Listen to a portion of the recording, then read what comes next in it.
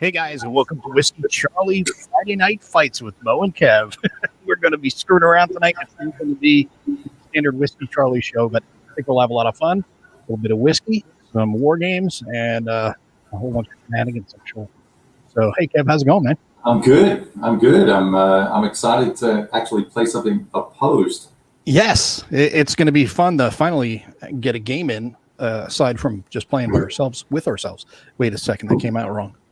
I don't think that's told you it was going to be totally different tonight.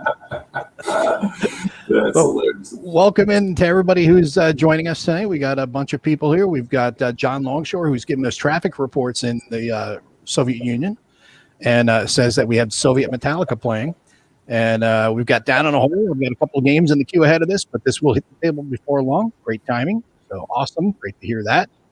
And we've got Richard Kerr. Hello, all. So good to see you guys, and welcome in, and thanks for joining us. This is something that we've been wanting to do, Kev and I, and finally we said, hey, let's just do it. You know, last Friday we were going to try to do it, but Kev got busy, and he says, well, let's set it up for Friday night. So I said, I'm going to schedule it. Let's just do it. Let's do it. Make it happen. Yeah. So we've not played this. I don't know how many other, I mean, I know Kev has played a couple turns of this. I've not played it. I set it up and then got sidetracked and had to put NATO on the table. So this got back, packed right back up. Yeah. But it looks really cool, and it's fantastic quality production. And you had the guys in from Vuca on your show talking about this game and other games. Yeah. Then they were cool guys as well. I think they've got a cool little company going. Lots more going on than I thought. I went over to the website afterwards, and I ended up putting deposits on, more new titles from them than I expected to. So that was surprising.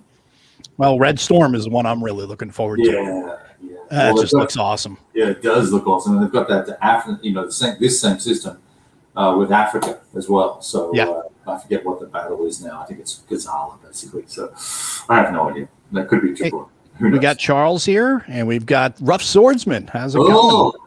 It's a Friday night, and he's up late. Yeah, he's up late. Yeah. It's the wee swordsman. There you go. And Michael Kirk is ready for a fight. And what else is Dean saying? Hoping to get this on the channel next. So show me the way, fellas. Well, if you're coming here for tutelage, wrong time.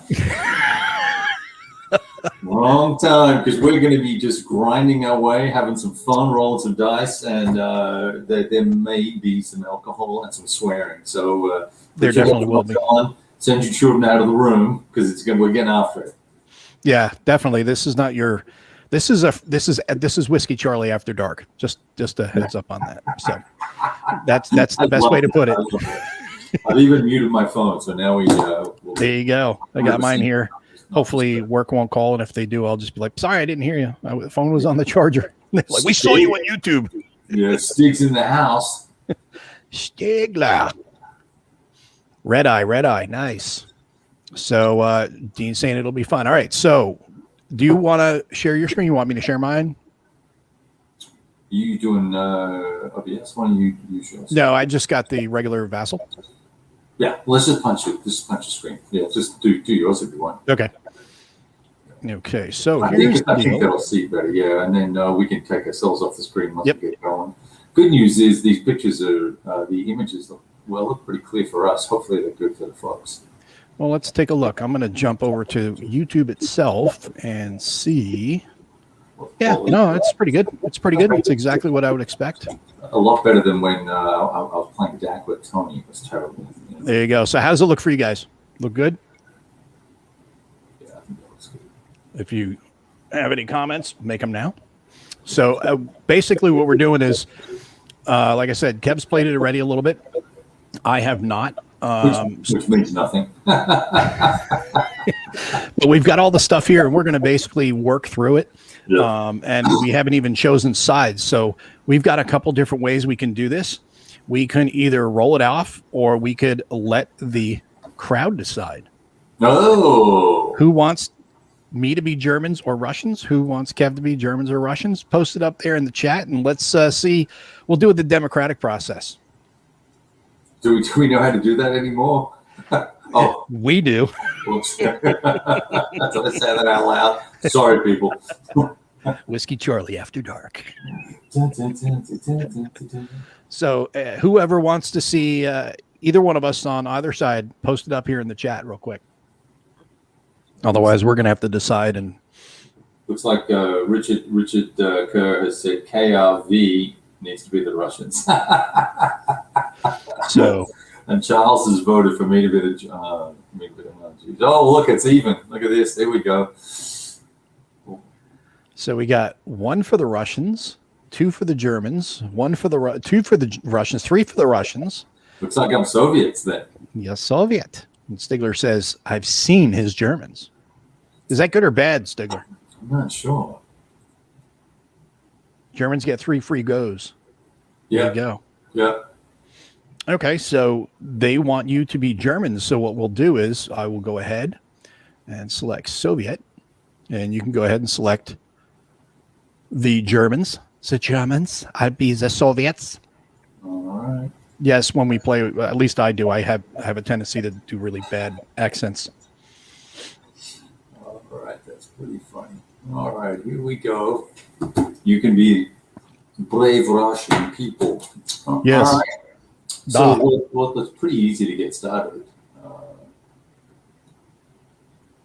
We need to lay some units out. So now I'm going to try and not overthink this, and I'm just going to put some stuff out. Well, the best part about it is you cannot knock over any counters. We got that going for us, which is nice, right? Yeah. All right, and I'm not monitoring the chat right now, so I'm just looking. I got it. So I'll let you do this. All right, I'm going to set up 14th Panzer first within 2 hexes of that hex. So. The fix is in. Oh, wow.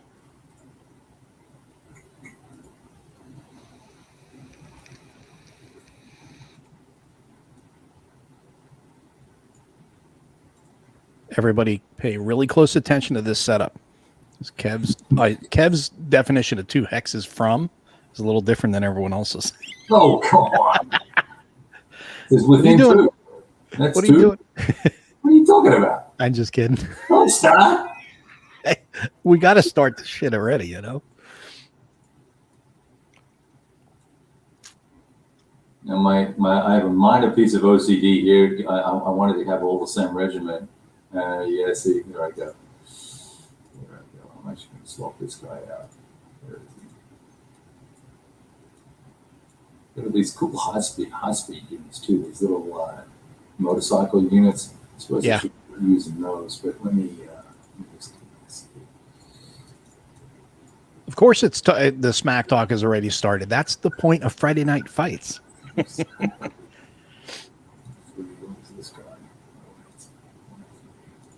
Bear with me. Come on, asshole. Here he is. Ugh.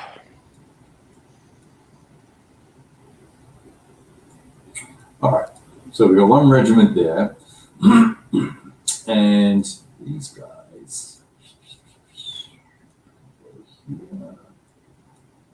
guys. 1 unit stay with the HQ. I think I missed that. Down at Ogles. I'm curious to see combat with Chip Mechanic. There will be combat, right? He wants combat? I know. Guys are so damn demanding. Guys are so entitled, aren't you? Let me get rid of this. Where is the note? Send. Yeah, we'll eventually get to combat. One way or the other. Hell, I'll just attack him instead. That way we get right into combat. Yeah, exactly. Charles, this is Across the Bug River. Volodymyr Volinsky, 1941, from Vuca Simulations.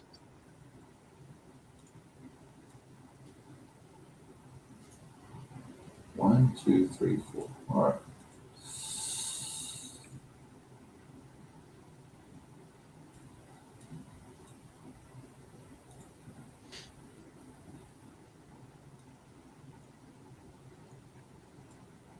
And I'm going to put the link to the game in the chat. Oh, that's not pretty good. That's the link. Okay, I'm going to cross attach because there's a cross attach rule and there's a little. The independent units? Yeah. Well, actually, these. They start off attached, don't they? Oh, they do. But you can also You have to do that in the admin phase or whatever. I think at the beginning, recovery phase. Oh, I think that's where. But in the first turn, we jump past that. yeah. In the admin phase, there's recovery, there's assignment, replacement, reinforcement, and we don't do that in the first turn because you start off with those guys attached. The white units get attached to somebody. Correct. Hmm. Charles, that's a really bad idea. He says he didn't recognize the map. He's thinking he should get his copy out and follow our moves so he knows better what to do when he gets the game on the table. Don't do that. Yeah, don't do that. No, feel free to do that. I'm just goofing, but we literally are we're just farting around with this thing to have some fun and get a gameplay in and to see. I mean, we're going to play seriously. It's not like we're not going to play serious, but we'll probably make a lot of mistakes too as we go. But this will be a learning game for all of us. Well, see, I need to leave some room to get the 14th Panzer up, so we got to maybe push these guys back one. You're right, Stigler. He is noting how the vassal counters all seem to have been digitally clipped by an Oregon Laminations 2mm clipper, but it's actually 2.5mm. If you look closely, you'll notice that. A trained eye will notice that. Being that Stigler does not clip, he would not notice that. Now, so that's the thing. I guess you're tracking where I am, right? Just with scrolling and stuff. Yes. Cool. Okay. Didn't want to make it boring. Pretty sure y'all are drinking while playing. Are you kidding me? Tony. Who drinks? Oh my God! You think we would take? We're professionals. Tony, this is so irresponsible. Just because the name of the show is Whiskey Charlie doesn't mean that we're drinking whiskey. Hold on. Yeah. I think I need a refresh. Pop, I heard that sound. It's the sound. Yeah. Love is in the air. All right.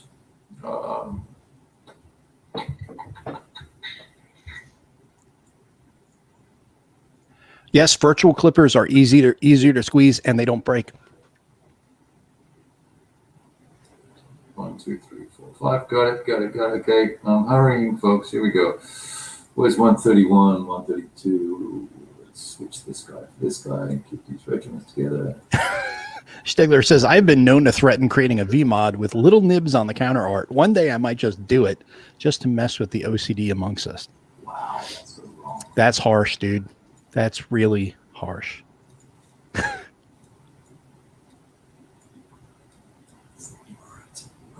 We have had multiple drinks right now. We have had multiple drinks. Well, yeah, multiple drinks too. So just get started. 132, 131. Where are these guys going to go? I don't know. 1, 2, 3, 4, 5. Let's put some shit down here. The problem with this game is the stacking annoys me because your tendency is to want to pull. And let me get 2 regiments of infantry on that action. You're like, nope. Yeah, I can't do that. You're not doing that. Okay. So that's something that anybody is, not familiar with the game. The stacking rules are a little different. It is you can only have 1 infantry unit in there. Although the NKVD and border guards do not count as regular infantry. You'll see here the border guards in the red. Those guys don't count as a second infantry unit. So you can technically have like 3 of them, and it's not going to count against the 1 infantry unit limit. Sorry, which unit was that? The BG guys? The BG, the border guards. Yeah, right. Okay. Anything in red is denoted as red, so that way these guys don't count against the stacking. Better dead than red. Exactly. Who does this? Who does this to me? Don't talk about my Soviets like that. And these guys, I think I'm going to sit back. 1, 2. Let's look for an opportunity to cross at some point. And stick your ass here. Okay, last formation down here within 4 hexes of, pronounce that one. Wojcicki? Wojciewicz? Wojtowicz? Wojtowicz? Let's see. I would say Wojtowicz or Wojtowicz. Worcestershire sauce.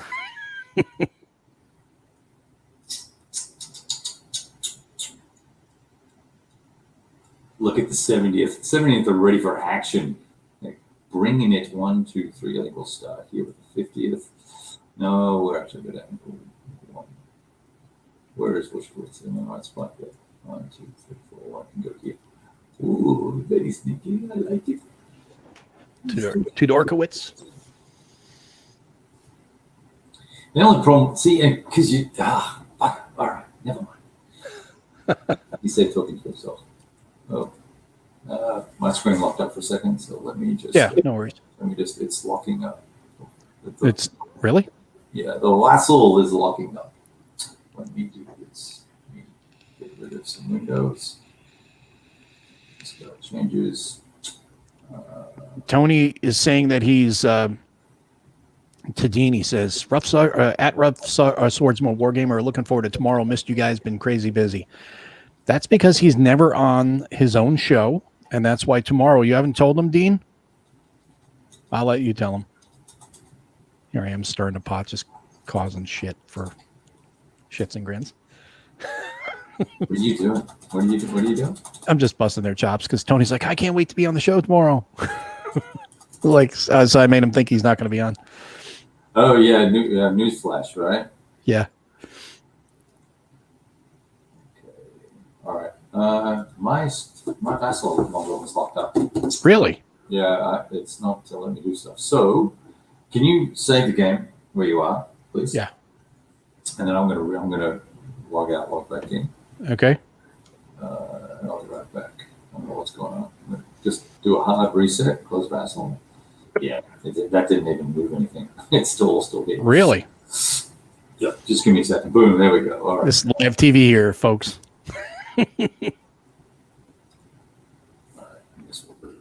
Oh, well, delete.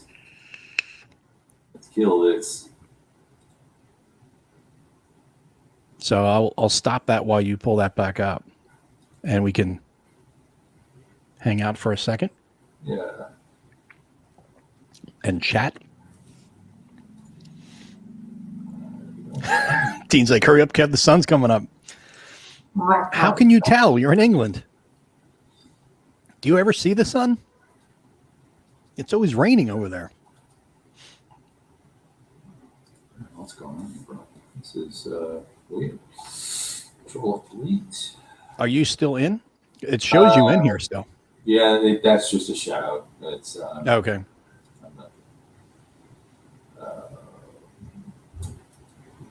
Drinking a scotch. Tonight it's not scotch. It is a little bit of legacy. Oh, you do like that? Yeah, I like it. Yeah, I've heard good things. Yeah, it's like $20. So, perfect. Wow. I have like 20 sessions of Zoom open. That could be part of it. Oh, that could be why your machine is coming to a crawl. Yeah, these windows are not closing.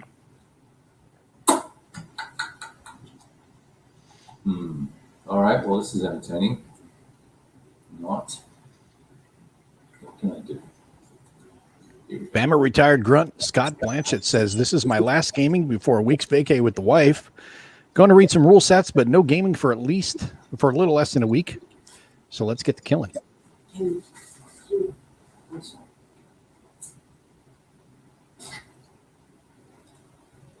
Yeah, just give me a second.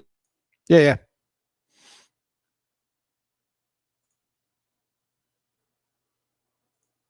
Nice. All right, bear with me here. I'm trying to get these windows to close. Close all windows. Close all windows. And there's nothing in that. There's nothing in my task manager now that. No processes, nothing eating up the memory or the. No Vassal processes running anywhere.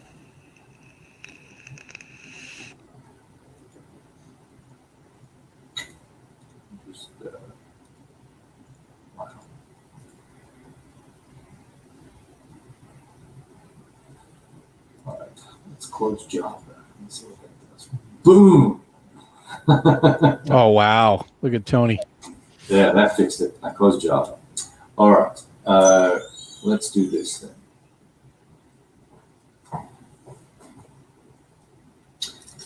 Dinner is served. All right. Nice. Yeah. Right up to the front lines. You have frontline service. I gotta go. War Uber Eats. I'm paying for a lay, she said. Sounds like I'm on a promise or something. Okay, version mismatch. What do you? I'm on the latest, 358. You know, that's what it is. That's what. Oh, you didn't download the latest? No, I did. I got it here, but I have not added it to my. To my taskbar across the bottom, and so I opened the old one. I thought, oh, that says mismatch. That's wrong. Just ignore that, Kevin. But it broke it. Okay. Yeah, we've been wanting to do this Friday Night Fights thing for a while, and we just haven't. Every time we say we're going to do it, it's just schedules are way off. And Kev's been going through a lot with the house stuff, as you guys are probably all already aware. And it's a 3-day weekend this weekend, so hey, here we are, Friday Night Fights. All right, you got the game up? Bring it up. Yeah. It is up? Yeah, it's sitting there, just waiting for you. See you. Oh, Gesture just went live. Baron Blade Advance in something. Card game? What the hell? Oh, well, that sounds like a win. No offense. Okay. All right, here we go. I'm back. Oh, yeah. So now, do you see it, or do I have to load it? No, you're good. I got it. Okay, that's how I wanted to make sure I left it. You know, I didn't want to. Game. All my bits are here.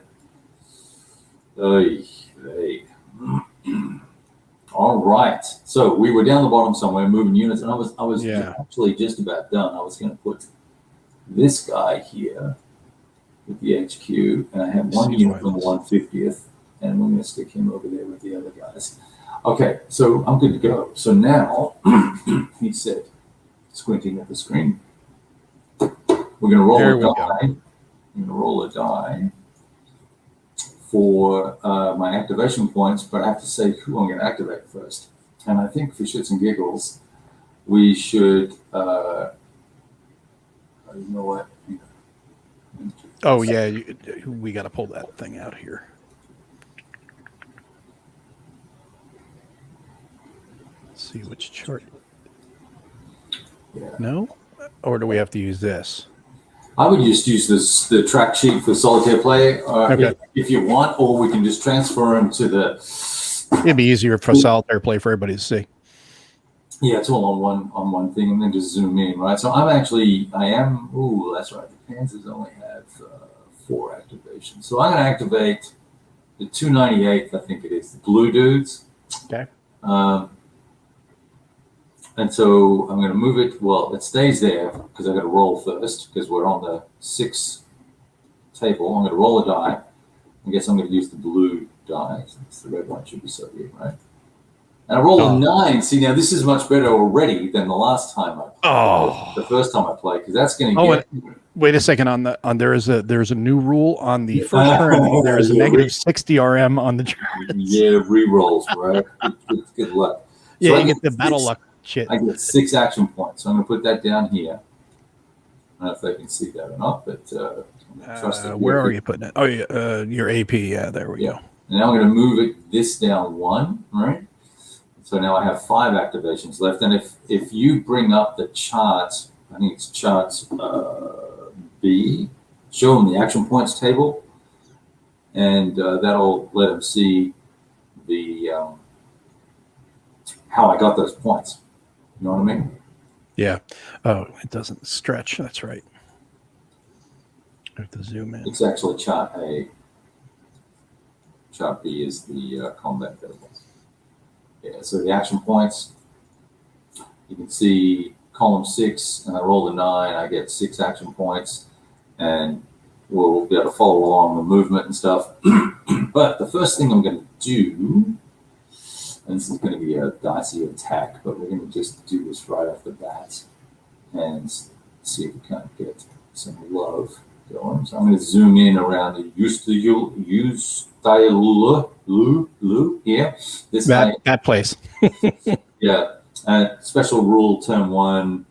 There's no quartering or half. It's half, not quartered for armor attacking across, but there's no armor attacking across. So I'm going to do a prepared attack and use 3 of my points to hit you there. Okay, so I'm going to move on the.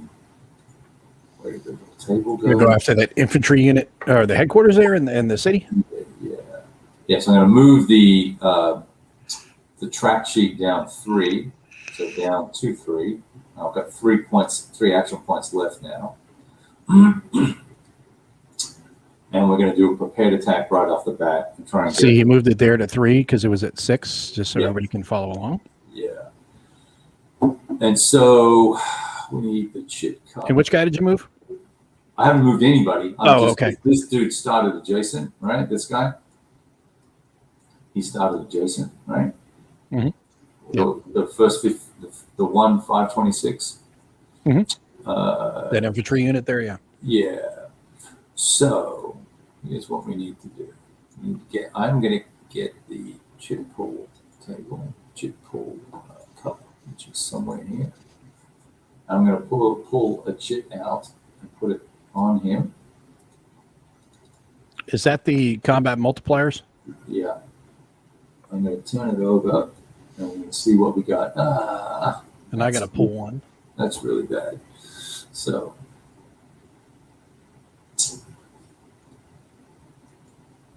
flip yours over. Okay. Don't flip then. Okay. Why is it not flipping? Right click. Yeah. I right click, I flipped it and hit Control A. Either one of them works. The hell? That's lame. Turnover. Okay. So flip doesn't work. Turnover works. Awesome. Okay. Awesome sauce. Here we go. You're going to get a significant advantage in this. Well, yeah, you get a 1 modifier, and I've got 4. So you're doing a prepared, which is that's going to give me a 2. Yeah, hang on a second. I'm just trying to get the chart up so I can see it. This is exactly what we were talking about before. Okay. Yeah, exactly. Okay, so we declared a prepared attack. We determined combat multiplier -1. Yours is 2. So actually, so you would need to flip. Actually, you're going to flip your unit over. Flip the other side of it because your quality rating is a 5 there, right? This guy, the headquarters or the infantry? Oh, that's not the headquarters. You got a unit underneath. So I got the unit underneath. Yeah. All right. So 4. I mean, so you're going to be 16. I'm going to be 8. It's a 1 to 2 attack. This is going to be so awesome. No, it's 8, isn't it? Because the 4 is the EC, and then you got to go for the modifier here. So it'd be like yours is your EC is 4, and you get a 1 straight across the board. Yep. Mine is 4, so that's a prepared attack. So it's going to be 2, so it would be 8. So it'd be 8 to 4, 2 to 1, or 1 to 2. Your defense, actually, so your defense is the number in the circle, the 6. Oh, that's yeah. So you're 12. Yeah, you're actually at 12. Yeah. I was multiplying the wrong thing. Yeah. Yeah. I apologize. So you're 8 to 12. Yeah. Yeah, 8 to 12. So it's a 3 to 2 if there's a 3 to 2 thing, which I don't think there is. So it's going to be a 1 to 2, 3 to 2, 2 to 3, whatever. It's going to be 1 to 2. So where is the charge? Oh, okay. Yeah, that's a good point. So we have, hold on, let me switch screens. I got the wrong screen up here. I got to close this other one. I got too many damn screens going here. And then we're going to look at terrain is the next thing we're going to look at.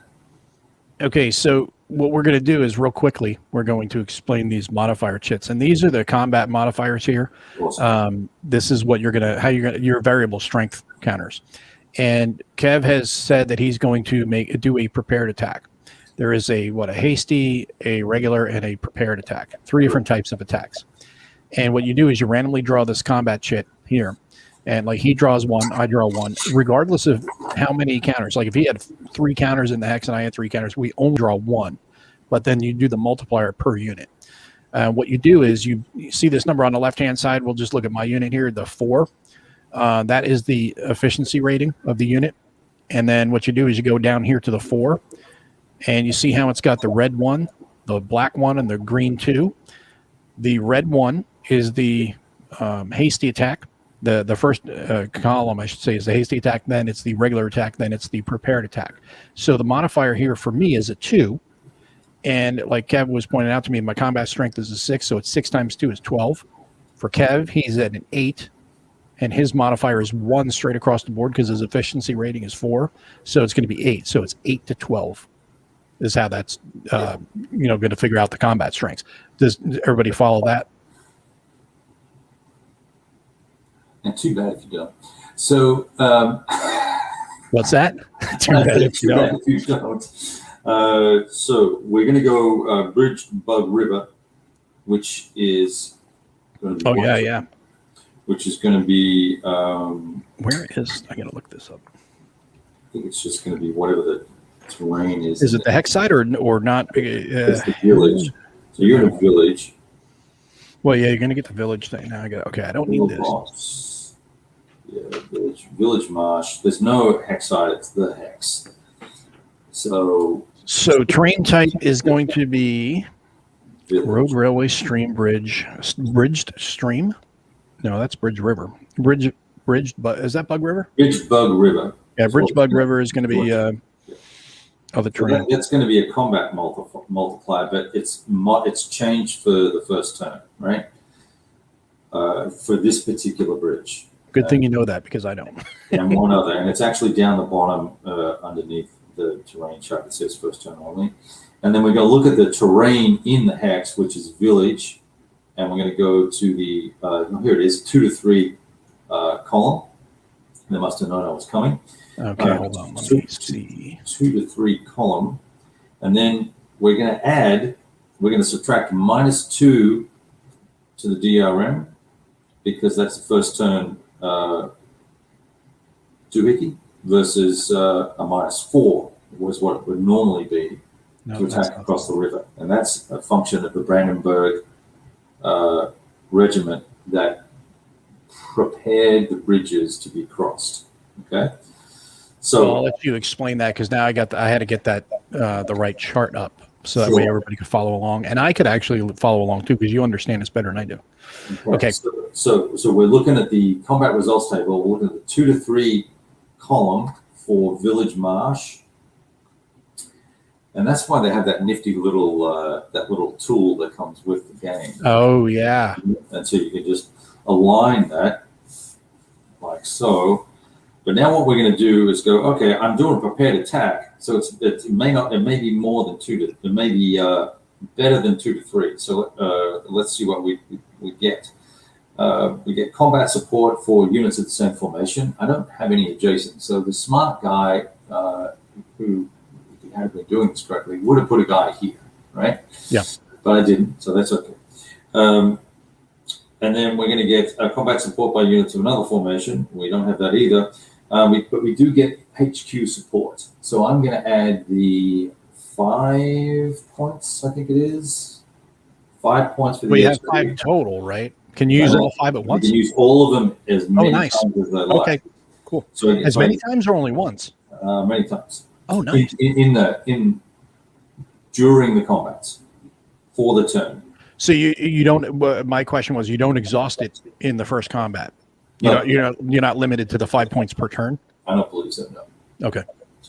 So that's 5, and that's going to be a +5 DRM. Okay. So you get a -2 because of the crossing the river thing. So it's going to be a net +3. So it's 5 minus. Where'd you get the -2 from? Because it's part of the.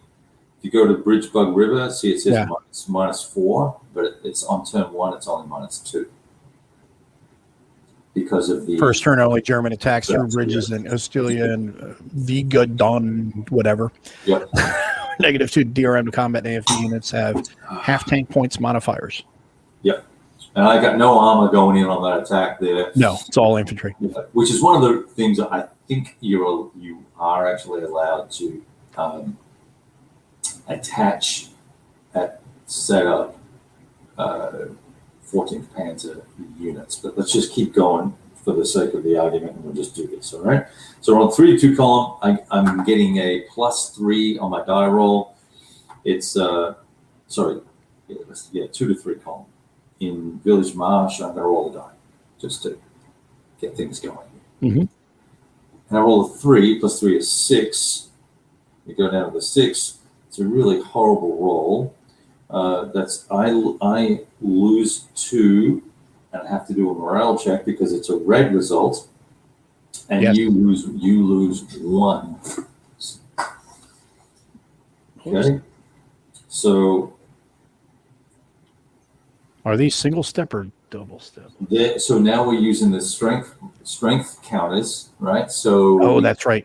Yeah, we go to the little. I don't know where the counters are. I think it's that counter one, the markers. So we assign. Nope, that's assigns markers.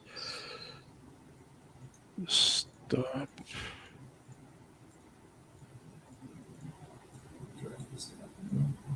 Where the hell is it? Oh, there it is. Headquarters step loss. Well, no, that's headquarters step loss. No, you want. Where the hell is that marker? A marker here somewhere. Just a. AP available. Nope. Initiative. Nope.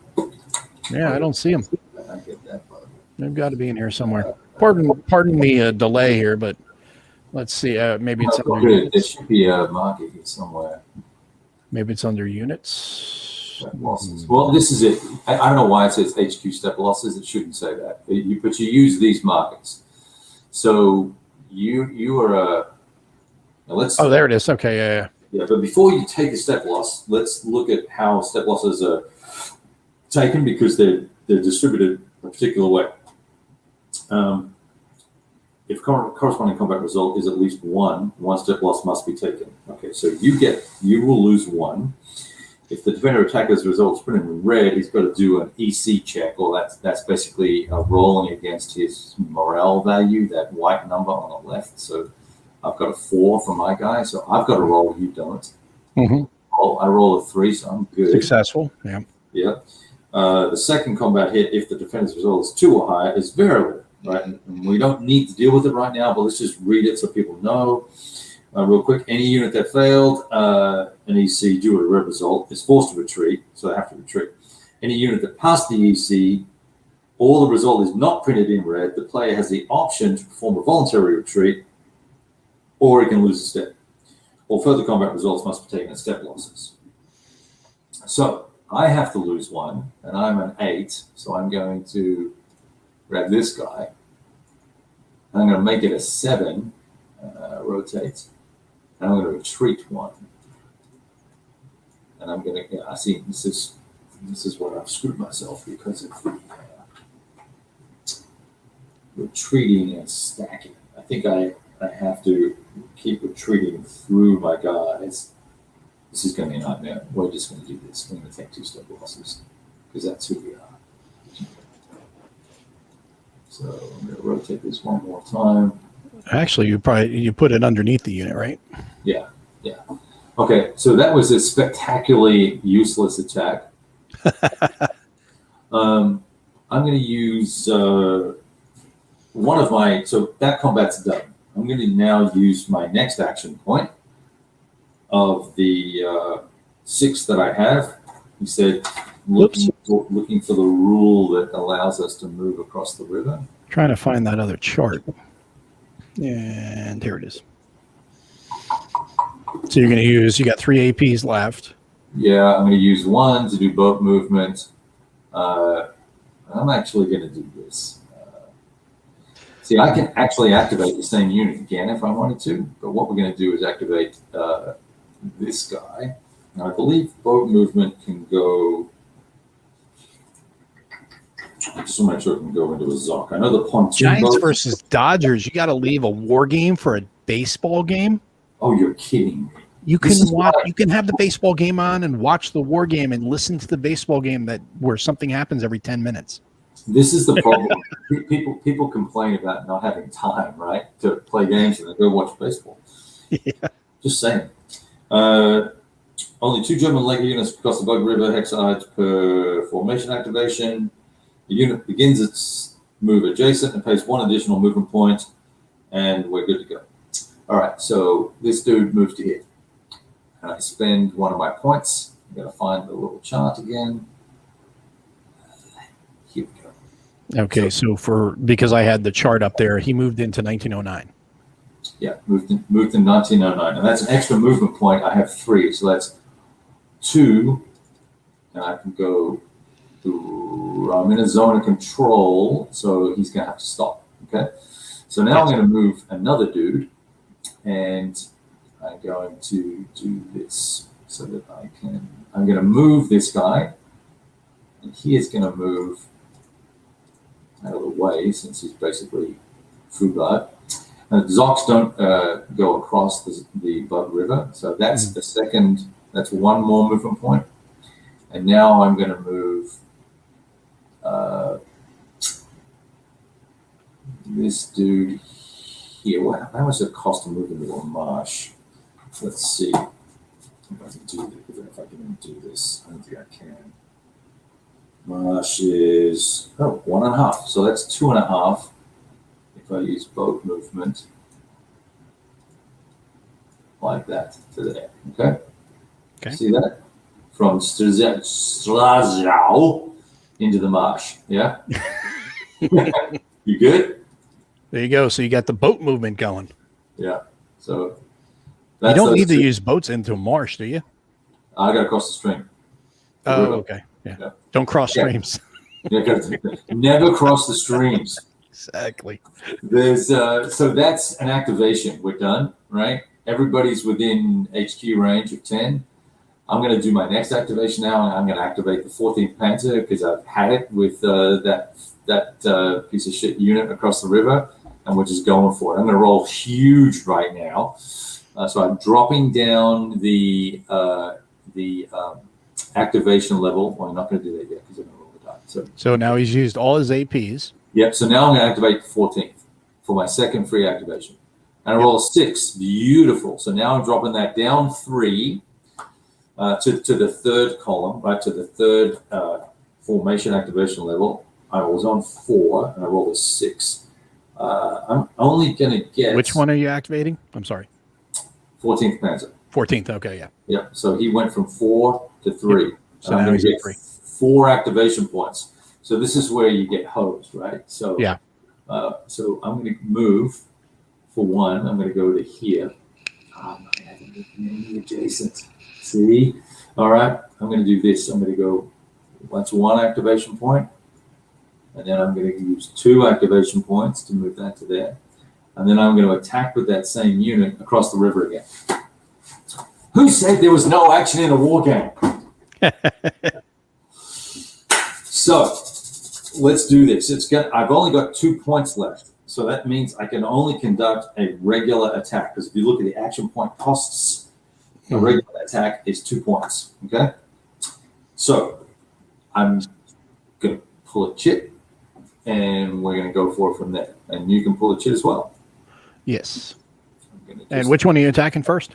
Oh, I'm sorry. Across the river. I'm using this one here. Yeah, we need a little markers. This guy is attacking that guy. Okay. Yeah. Okay. I'm not sure how zoomed in or zoomed out you are, so my apologies. No, well, you can see it on the screen. but I'm moving, so I'm not looking at the screen. True. I don't have enough. All right, so this is a hasty or prepared? It's a regular. 2 points. Regular attack. Okay, so that's going to be a 6 for me, and you are going to be something. Oh, actually, no, wait, hold on. Oh no, that's the armor bonus. That's right, I forgot. So you're going to be going. Where's your camera? Yeah, I'm just bringing it. I couldn't find it. Oh, so that's better. All right, now we're talking. So now you're at 8 to 6. Well, I'm at 8 for this.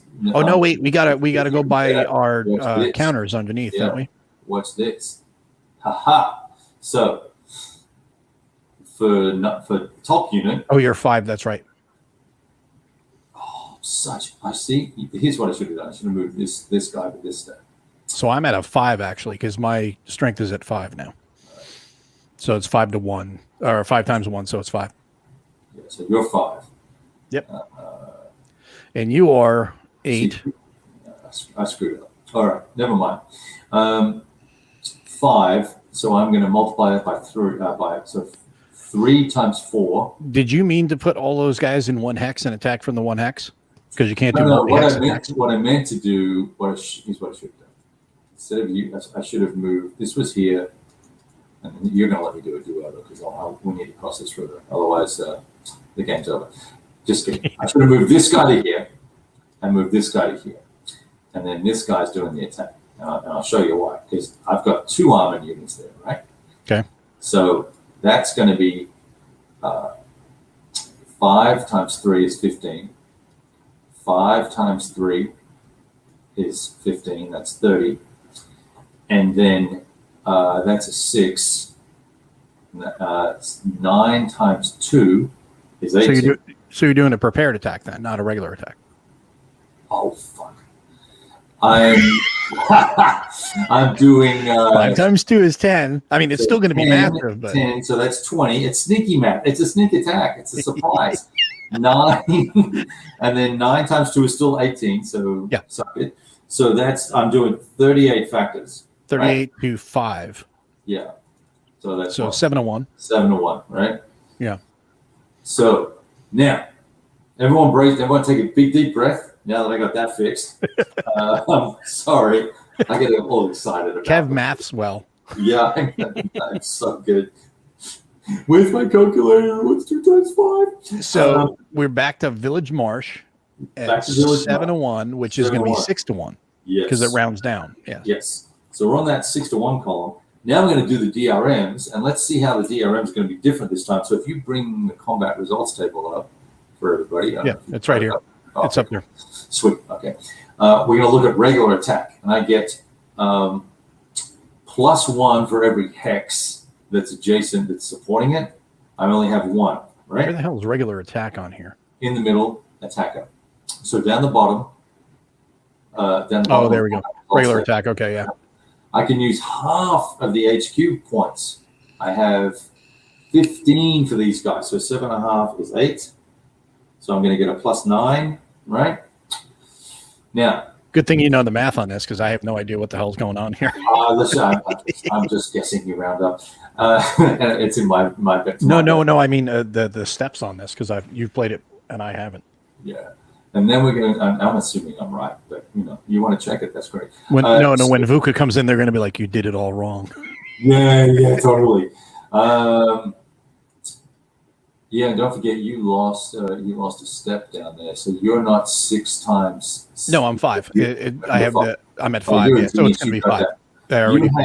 You have no units adjacent to you, so you're not getting your regular defense -1. Yeah, and right? I can't react either, because wait. Reaction. I'm trying to remember what the reaction is now. Can I? No, I'm getting my games confused. I'm thinking NATO, where you can react in. This one you can react on when you're adjacent to the attacker. You can do like a support. Yeah. Yeah. So you got to roll. You got to have a successful EC roll. On the EC roll, yeah. Okay. So, assuming that's a town, is that a town or is it a village? Let's just check. We might have done the last. All right, let's check the comments. I haven't looked at the comments in a while. We might have done the last attack on the wrong column just for shits and giggles. So, because it's a town, not a village. So, my apologies. Oops.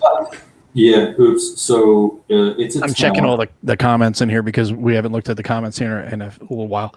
And then, let's see. Everybody's cross streams. And now we're -2. We're minusing 2 because the first turn attack across the bridge. Yeah, I didn't forget that, Ruff. Right. And now we're going to do the armor value, and it's half the armor points, not a quarter of the armor points, to get DRMs for the armor superiority. and this is where we're just going to pause for a second and just look at what the DRMs are, because you don't have any. You only have. You've got an AT point there. You've got one. Okay? Combat DRMs, combat support by. One AT point. I have 6, I believe. I have 6. I can't see the count. I get the hex side terrain and armor superiority for defender. Yes, but I have no armor, so there's no armor superiority. Yeah. Well, you have an AT. You get one AT point, and I have 6. So it's a But that 6 is halved. So it's 3.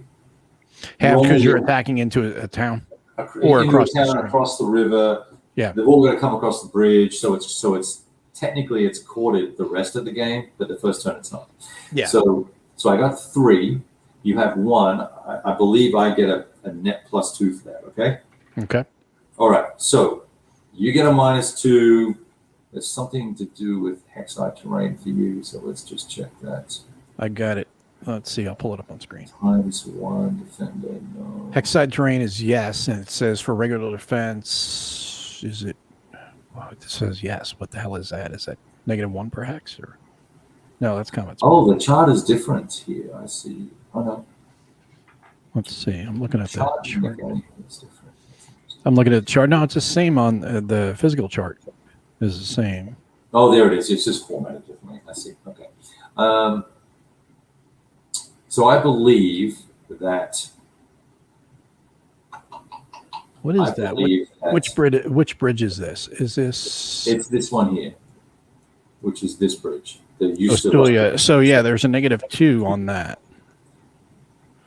Yeah, I got that. First one you did okay. I wasn't sure if I was looking on the right hand side for the. So it's going to be a net. My understanding is, if we're doing this correctly, fighting in a town at 6-1 +9. Because +9 DRM. Holy shit. Yeah, because the HQ points and the adjacent supporting unit and the AT, the tank doohickeys. So I'm just going to roll the die. So you're attacking at 6-1 in a village marsh with a +9 DRM. Yeah. And it rolls a 1. No, I rolled a 0. Oh, so he gets 9. No, that's a 10. That's a 10, I know. I was just making everybody laugh. So 10 + 9 is 19. So you lose 0 to 4. I lose 4 steps. So you got to do an EC roll first, right? Because you might actually survive potentially. 9. 9. Yeah, 9. Not so much. Okay, so he's got to lose the first one, so that makes him a 3. Let's just see if he survives. Makes him a 3.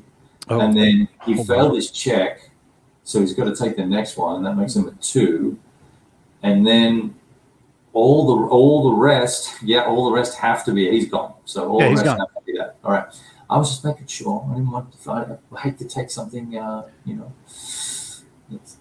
That's not yours. No, your HQ. So yeah, he has to displace. Yeah, he displaces, and this unit goes bye-byes. Where does he go to the Deadpool? I just delete him. Yeah, right clicking. Now, displacement on this. You go to a village, pretty much anywhere. I think there may be a village with something in it. I don't know. I'd have to look it up. I've never displaced the headquarters before. Yeah, so. There have I. Let me see. Let's see. HQ. Let's see. Displacement. HQ displacements. There's probably a rule here somewhere. Actually, what I'll do is I'm going to pull this over here so everybody can see what we're seeing. Sweet. So, formation activation. Let's see. Displacement. Okay. Oh, that's so good. All right. Headquarters displacement. The HQ is immediately displaced C532.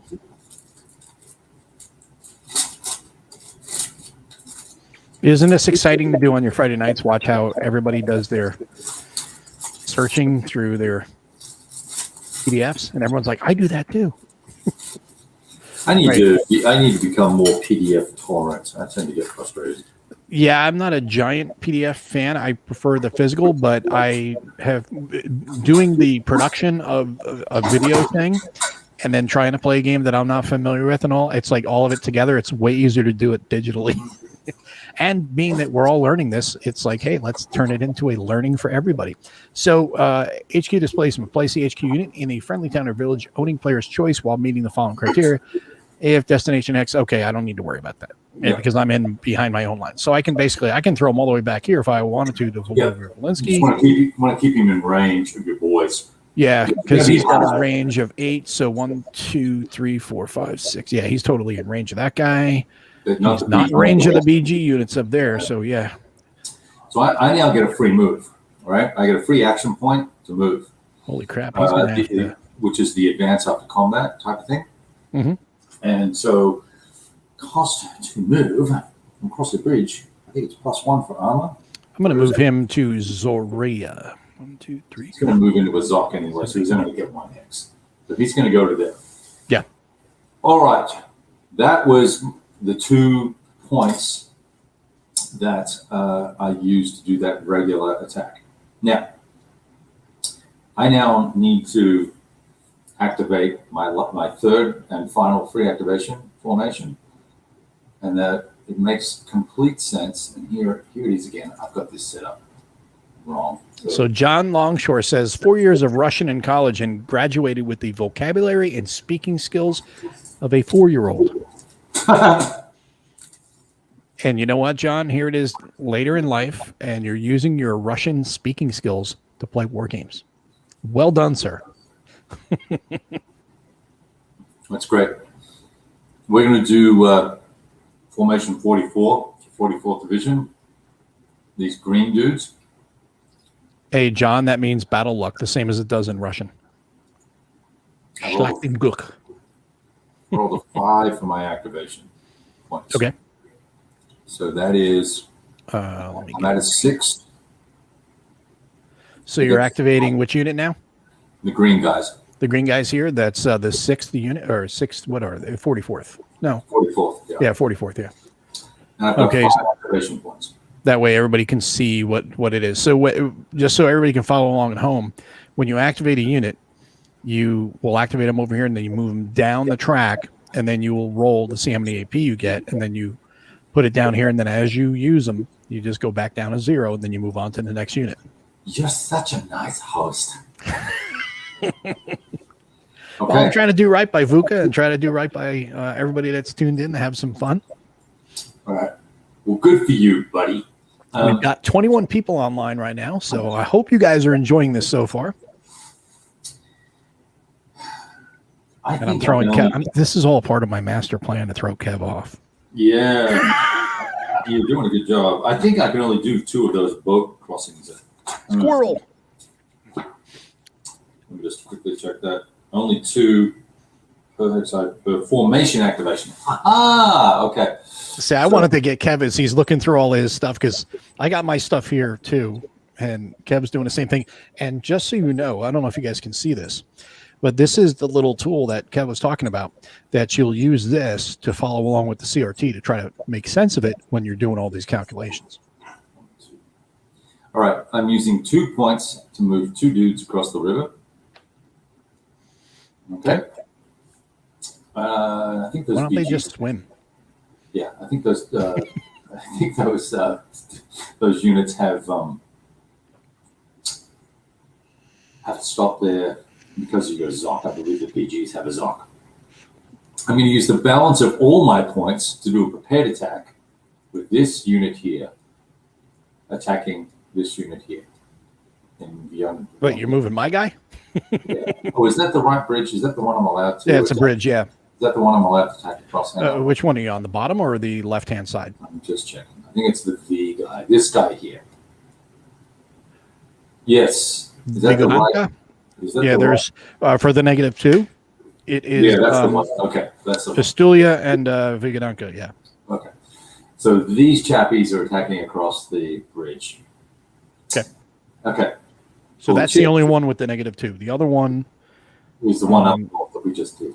Yeah. Well, no, but I mean the other one down below, down south. You don't get it. Yeah? You don't have that problem. Right. All right. So we're drawing our chits now. So I'm going to need a good chit. And I'm doing a. How come the prepared attack doesn't get the what the? What does it get to 1? But well, no, wait. You're at 5, so you get a 1. But you've got That. you've got 8. Yeah, but look at that. Okay, so you got 12. And you're multiplied by like 17. No, I'm multiplied by friggin' 3.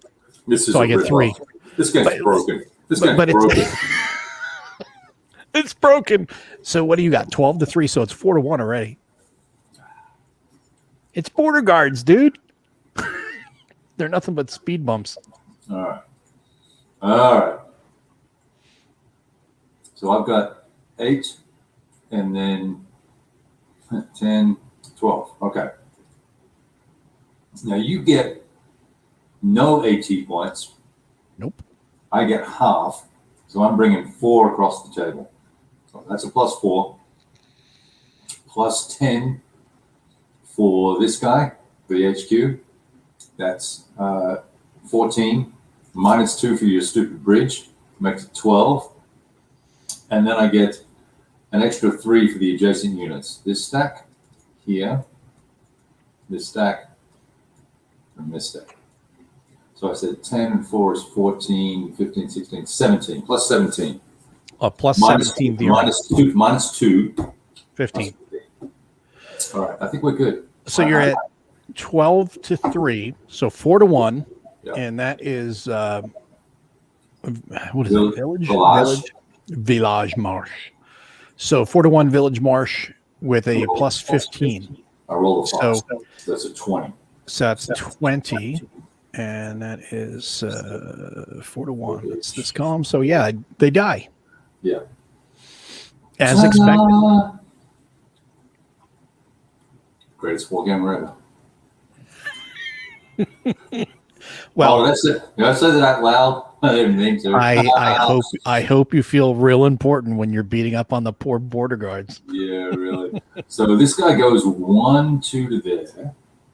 I still get to move. Let's just relax here, brother. 2, 1. It's actually not a +1, so it's 1. He's going to go 2, 3. Actually, no, 4. What is that stupid terrain cost? That's 1. The 1, 2, and these guys go 1. And 4. headquarters support only works on the attack, right? Not on defense? Yeah. Pretty sure. Hey, if you don't like it, look it up, pal. Okay? No, that was because Fango was asking what about the 8th headquarters on defense. And I was like, I thought the same thing. I thought HQ only worked for the attack. Well, let's look. It says attack support. Here you go. Where is look at the table. Bring the table up. Yeah, let me. And go to HQ support. It says no. Yeah, it's attack support only. Yeah, that's what I thought too. And that's why he threw me when he said that. I was like, well, maybe I'm wrong. But I thought it was only on the attack as well. So. I mean, it makes sense. It would make sense also in the defense, but it would also really slow things down. My headquarters is bigger than your headquarters. We should send this back to them. And being that this is really, just an assault by the Germans on the Soviets, it would really it makes more sense for the headquarters support, game wise, for it to be only an attack factor. All right. So let's bring up the track sheet again with all the activations and stuff. Yeah, hold on. Let's see. Where's that? Let me just see what we're doing here. Okay. Here we go. All right. Look at you. And now we get to roll for initiative because there were 3 activations. That was 3 activations. Yay. So I'm going to roll a die and you roll a die. And it's currently on 0. So we're not going to get neither side gets any benefit. So I rolled a 7. I rolled a 10. Oh, you did. Okay, so you get it. So now what we do is the initiative.drm counter goes from 0 to 2 and stays on the German side. Yes. Next activation, I get a +2 on my die roll. Yeah, so I mean, it makes it so that way the odds of somebody running the table every turn are slimmer as you go. Because if I did get it again, it would be +4, and Correct. then so next time, if it went to a third one, he'd have +6. So by the third turn, the odds of him, not getting the initiative are pretty slim because he just Yep. has to roll 4, to Yep. go 10. Yeah. And for me to get a perfect 10. So just so for the folks at home, so I can understand Perfect. what's going on. Cool. And it never goes back to 0 until the beginning of it. Till it switches. So like if this was to flip to my side, then it would go back to 0. But No, it's going to stay on +2. oh, it stays on +2. I thought it changed. Yeah. I thought when the initiative was lost, it went back to 0. No, I don't believe so. It stays on. Okay, It cool. goes to, from wherever it is, 2 + 2. It never goes back to 0 during a turn. Once it moves off it. Look at that. Hex to Hex is joining us. Whoa, the big time, the monster wargamer, Mr. Complex. Here he is. We're going to pull us up for a second. We're going to cheer you. Yeah, good times. I'm having fun. Well, how can I not be having fun? I just killed a border guard unit. He didn't kill a border guard unit. He fucking nuked it.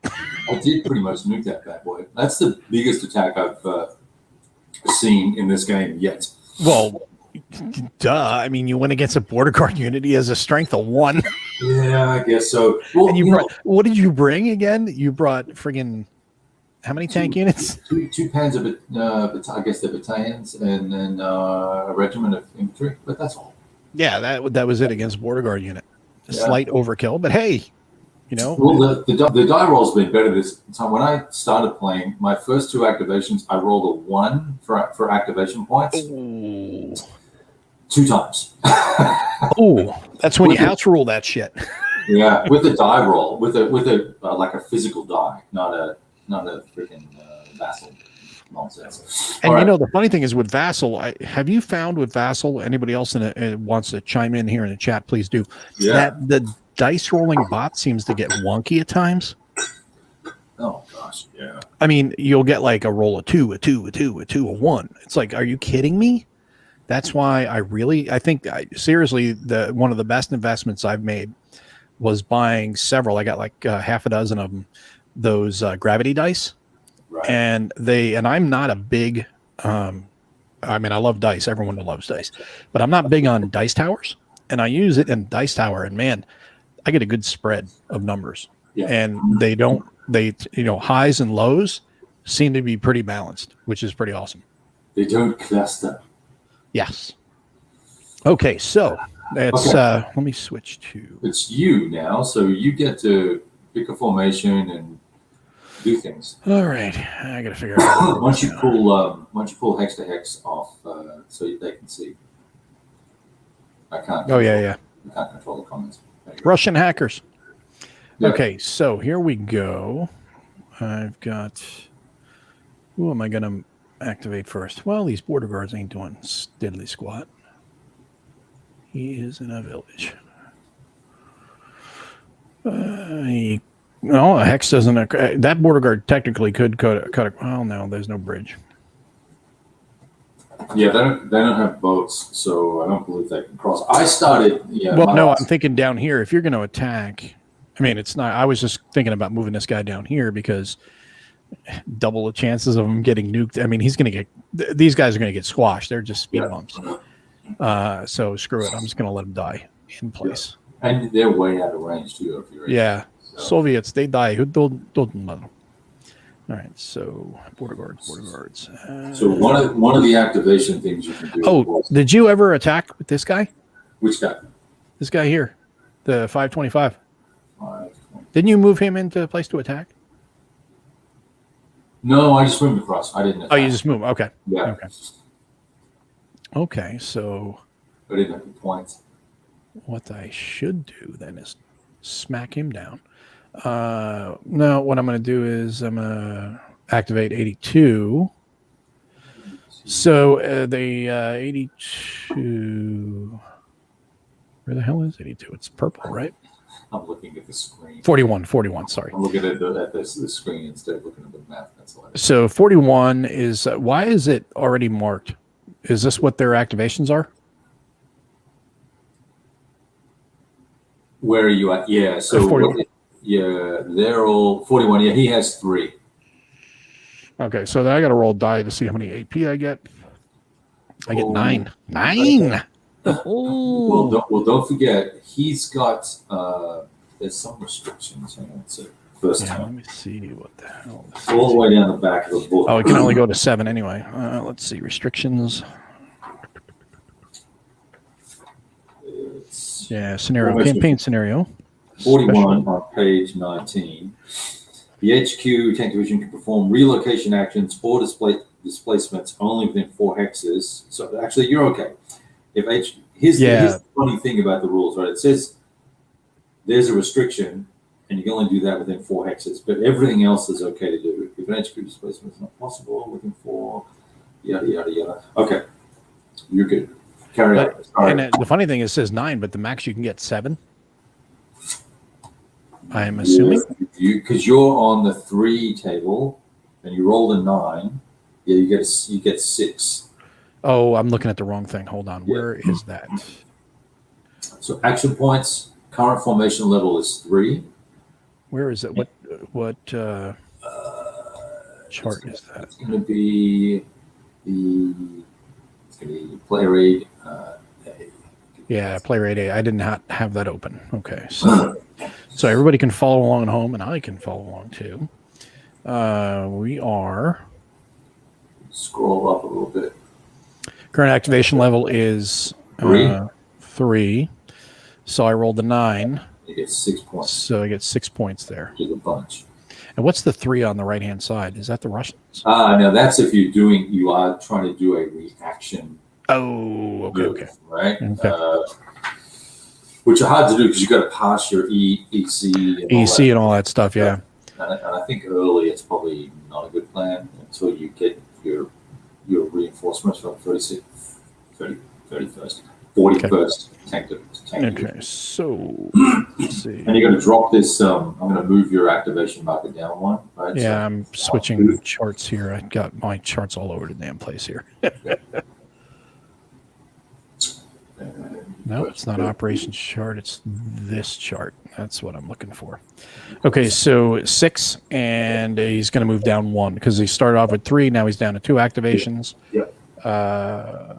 So now the important thing for you to note is the types of activations you can do. So if you go back to that, now you go back to your chart, the action points chart. On the left-hand side, there's action point costs. And a list of things you can do. And one of the cool things you can do is improve defense. Yes. So what Kev's talking about here is the action type and the action points. You got movement. You got headquarters relocation because headquarters cannot move. You have to actually relocate them. And then refit action, improve defense, which is 1 hasty attack, 1 regular attack, 2 prepared attack, 3. So that way when Kev was attacking before he said prepared attack, he was spending 3 AP to do that. 2 for a regular, and then 1 for hasty attack. And what Kev's pointing out here is improved defense. So it would be a +1 for me to do, or not a +1, but a 1 for me to do improved defense. And being that I'm on the defense, it would make sense for me to improve my defense. So just improve your game. Yeah. Well, hey, I got to figure out what the hell I'm doing first. Okay, so they all got 4 movement. Yeah. Let's do this. I am activating the 41st. So let's go 1, 2, 3. Let's have a tank battle. All right. Bring the pain. I love it. You're such a Marine. Hell yeah, man. Right up the middle. Screw defense. Best defense is a good offense. So there we go. And then we've got 1, 2, 3. Oh, no, that wouldn't work. Can't do that. Yeah, so the only thing these guys can do is backstop them in Pyatniny or whatever the hell the name of that town is. Stacking 2 or 3. I think it's 3 because they've got 3 units there. Okay. All right. Not any infantry. So I've gotten these guys are 1, 2, 3, 4, 5, 6. Yeah, it's totally within range. And And technically, he's not supposed to see what I've got, because just for everybody at home, it is supposed to be fog of war, so you can only look at the first counter on the stack. So like if I'm going to move this guy back, but if say this headquarters guy was over here, he could move him off just to see what's underneath it, and that's it. You are technically not supposed to inspect the stack until you've committed to combat. Then you reveal your stack. But it's Vassal. Who cares? Yeah. So no, just so everybody at home understands that. Yeah. Okay. So you spent your point to move, and now you can spend as many points as you want to attack. Let's switch here. Ah, damn it. Where is that? There it is. Okay, so there's the 1 AP. I'm moving to 5, and then now I got to switch damn things here. Where's the chart? The old chestnut. How are you doing? See, LBW Strategy Gaming. Hey, guys. All right. Hey, guys. Let's see. Imagine that. A tanker wanting a tank fight. Hell freaking yeah, man. So, all right. This is what I'm looking for. Okay. So action points. Prepared attack would obviously be the best way to do it. Sure. So that would be 3 points on that. So let's bring this back out here. So everybody sees that. We're at 5. So I'm going to spend 3 to do the prepared attack, which is going to be the 2. And then I don't have to pay for, headquarters, the support and all that stuff is all, that's all automatic. Okay, so, all right, so this is going to be, we're just going to have to draw chits now. Yep, you draw a chit, and I'll grab one. All right. Everyone turn over at the same time. Okay, here we go. All right, so I got 2.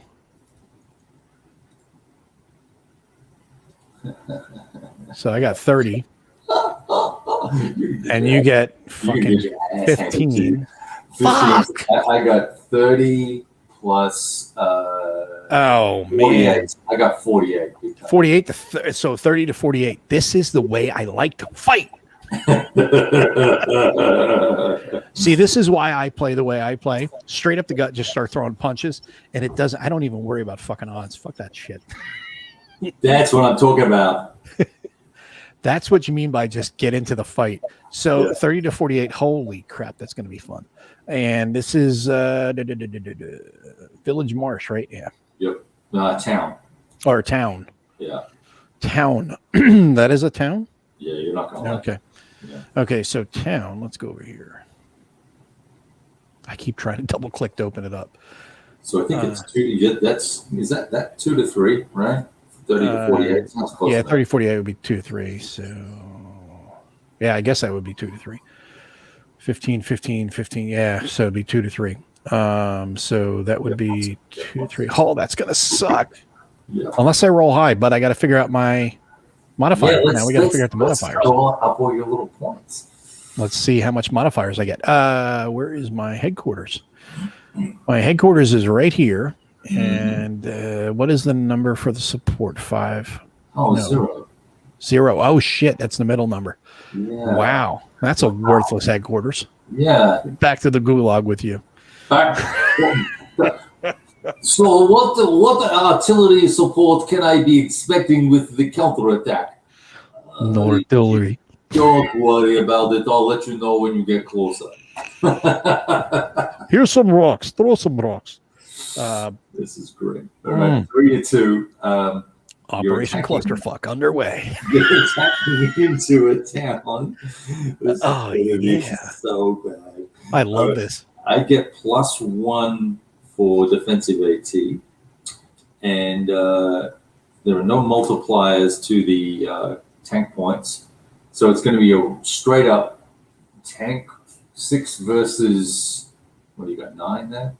9, 6 versus 9, and then I have 1 for the infantry dude and 1 for the town, so that makes it 2.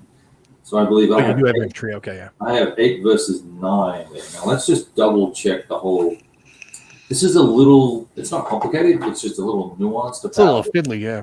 allocating points based on the type of unit it is. There's a cool example on page 7, rule 5.4. So let me just check here. Oh, no, that's not it. Sorry, that's not the control.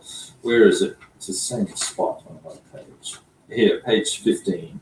Page 15. So we don't do armor superiority attacking. So page 15. Armor superiority DRM examples. That one? Excuse me? Yes. Yeah. Okay, let me just switch that back here. Yeah, the attacker has tank points, defender has tank points. You count up the DRMs, we're doing that. Attacker has ATs and the defender has tank points. That's going to be a -3. Why is that a -3? Defender has automatic armor superiority and has unmodified tank points. Jeff, like your Russian accent, he says, was that Rustralian? Oh, very funny. Yeah, let's see you do it, bro. If he said, duh, good eye. Get it. Neither attacker nor defender gets him. Yeah, so I believe that we're doing it correctly. That's all I'm going to say. Okay, cool. I'm not going to try and explain the rule. You get a +1. Congratulations. So LBW says you should get another one. Oh, he's talking about something else because I saw it down here. That's fine. No dragging your feet on orders. Hell no, man. We're just getting right into it here. Especially me. I don't screw around. I just run right into the fight. Okay. Torpedoes. Dan the torpedoes. Full speed ahead. You can't use your HQ, so you have no units adjacent. Oh, you do. You actually have one unit adjacent. I have the machine gun, so I could use that. That would give me a +1. So that means it's does it give a +1 for support, or do you have to do the AT value of 1? No, it's +1. Just a +1, so it's just generic. Okay. Yeah, so that's going to be because he's from another formation, so it's a +1. So it's actually better than doing the quarter. Yeah. So you're going to get 1. So you're going to get an entire +2 on the 3-2 table in a town. That's exactly what I wanted. You want to roll really high here. Okay, so we are now in the town, 3-2. This is the column I'm running on, which is going to suck either way, unless I roll a 20, which I can't on a D10. So I roll a 4, and that's going to suck ass. +2 makes it a 6. So it's a 6. So now here we are in 3-2, or is it 2-3? 3-2. No, it's 2-3. 2-3. Yeah, sorry. So it's a 6. So it's 2-1. That's not as bad as I thought. Yeah. So you lose. So you got to do an EC check. Mm-hmm. You got to roll 3 or less. Oh yeah, 4. Oh, okay. So those guys, all 3 fail because I got to roll individual for each one, right? Oh, I don't know. I think so. They all failed. Yeah, you do roll individually, actually. Yes. Yeah, you didn't do that. I don't think on yours. It didn't matter. But yeah, you're right. That is a good point. I screwed up. It didn't matter anyway because you went in there with massive overkill. I'm totally like underdog, just run in there, start throwing punches. And these guys, this is why I always say in my videos, my die rolls suck because even in Vassal, my die rolls suck. But hey, I run into the damn fight anyway. Yeah. Actually, I was okay. It was the other unit that had to retreat. It was only a single unit that attacked. Yeah, it was no big deal. This one I have to because I got 3. So yeah, so you're losing 2 steps. Yeah, let's see. I'm losing 1. They're 5s, so I need. I'll take that loss. And I think bring this. So you're losing 2 steps each. No, 2 steps total. No, just two total. Okay, so 5. That would bring them to 4. I think you got to lose. I've got to lose it. I got to spread it around. You got to spread it around first. You can't get I believe you do. Yeah. All right, so 4 on this guy. 4 on this guy. Oh. It's a 5. So this guy. Oh, I thought it was going to go with him. Okay, it doesn't. All right. Come on down and attack again. So you still have 2 points. You can move other units. You can, do whatever. Okay, let's get rid of that. Oh, I didn't do terrain. Do I want? Yeah, screw it. I'm going to move them all down here because they're still in range. So, yeah, I'm going to back up these machine gunners with some tanks. Maybe they'll do better on the defense than they did on offense. Yeah, so if you can get there, I don't know what the movement deal is, but if you It can was get here, there, one, you can two, stack, three. right? Yeah, because I got 3. I moved them all together because 4 movements. So it's 1 in clear. Let's make sure I'm doing this right. It's half for the road. Yeah, it's So half of the road, but 1 for clear. So it's 1 for clear for motorized tank. And then for the roads, it's half. So, yeah, they definitely can make that. I mean, they were only right here outside of Dubnicki. So it's 1, 2, 3, 4. Actually get into the MG hex and reinforce that. They can't go into pillbox, can they? I wouldn't want to anyway. Mechanized, motorized, that gets 2 points. Clear, 3 in life force. Yeah, and they couldn't. Well, 2 of them. Well, if they could, you can only put 2 in there because that would be. Yes, that's true. So, that is. Hold on. Where is the other one? Here it is. Where did it go? There it is. So that is 1 more, and then, it is. I am going to set these other tanks. Can you set?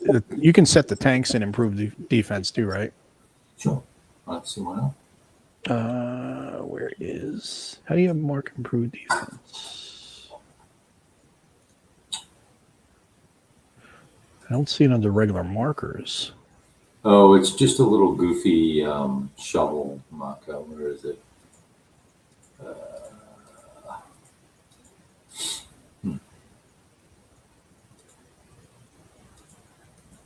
Well, what do you know? Where'd that go? Just the assign units. Hold on. What's this? Fortified race. 41st. Where's 41st Tank Division? Where is that marker? I'm looking under here under 41C. Maybe it might be unit specific. No, it's not. I see fortified region. No, that's the unit. It's fortified. Huh. See, this is where they need tile spacers. Need to have tile spacers that you could just throw in there. Yeah. Every game should have those. Is there anything anywhere else in the system?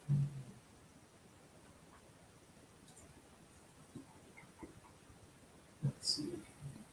Hey, I hope you guys are having fun watching us figure out where these markers are. Half the time when I play on Vassal and I play live, I'm struggling with the module, not with the game. It's true. You know what I'm going to do? I'm going to just do this because I think this is fitting. There you go. Yeah, let's just use that for an improved. So everybody knows that is an improved position is stop. Fabulous, darling. I love it. That'll work. All right. Okay. So that's your activation. Now you're done. Yeah, I think that is. Where is that damn thing? So you're on 1. You had 1. I think you might have. That was my 1. That was my last one. So you're down to 0. Yeah. All right. So now we roll for initiative. And you get the +2. Yep. I get a 4. You get a 9. So I think you get it. Yeah, I think I get it. We flip it over. Stays on +2. Okay. Now you get +2. All right. So I'm going to activate.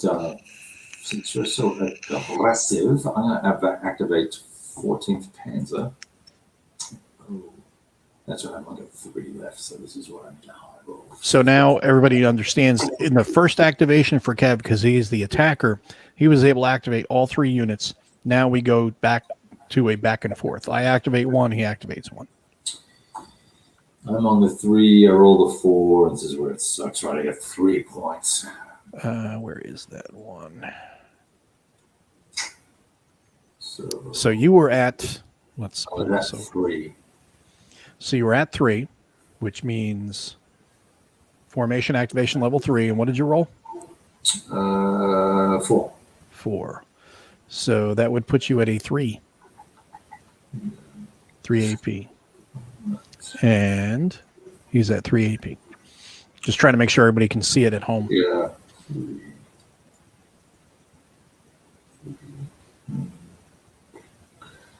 Get this big bad boy up here.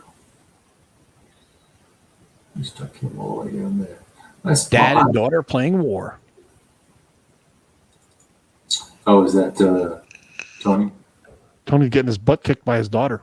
Again? Again? Did it happen again? Did she beat you again, Tony?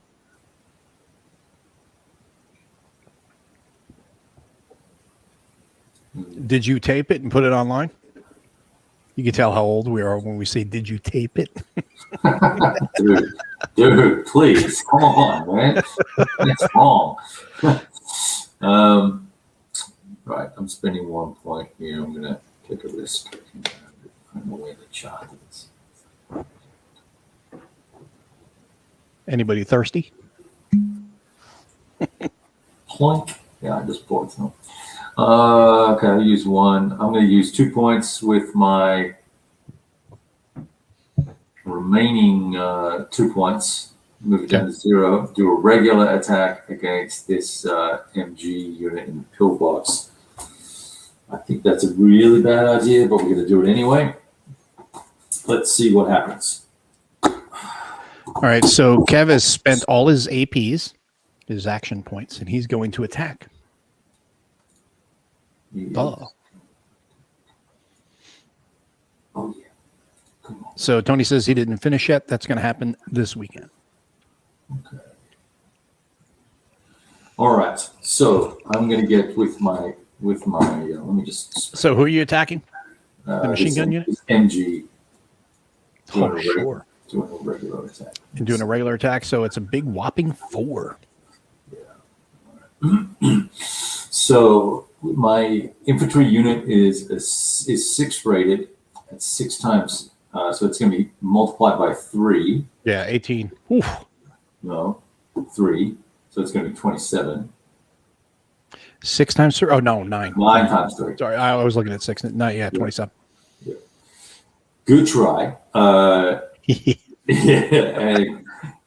and one more drink, and I'll be like, "Oh, sure, that's not right." It was the EC rating. I had EC rating stuck in my head. So right. You get 27, and then I get 5 for the top armor, and 4 for the next one. That's another 9. So that makes it 36. And you are what? That's 9-1. I'm at 4. Plus, I get, well, that's DRMs. 4. Oh, it's only multiplied by 1. Oh, man, sucks for you. So, yeah, it's 9-1. Yeah. And that is 9-1. Pillbox in the clear? In a pillbox. Is that clear? Yeah, that is clear. Yeah. So it's going to be on the 8-1 column. So it'll be 8-1 on the clear. No. Pillbox. Pillbox in clear, yeah. And clear, yeah. Now we're going to do HQ. It's a regular attack. I can use half. So half of 15 is 7.5. I think I said it was 7 last time. Let's or 8, whatever. Let's just call it 7 since I think it's not going to matter. Yeah. Plus 7, and we're attacking a pillbox. I think a pillbox is attacking. Those are bad. Pillbox in the clear. You're going to get +1 to the AT modifier. Yeah, defensive AT. Tank points is ×1. So, I could put a tank in there. Okay. Yeah, I think you can. And then D, only for attacking or supporting with engineers. So I get nothing in terms of other DRMs, but I have 6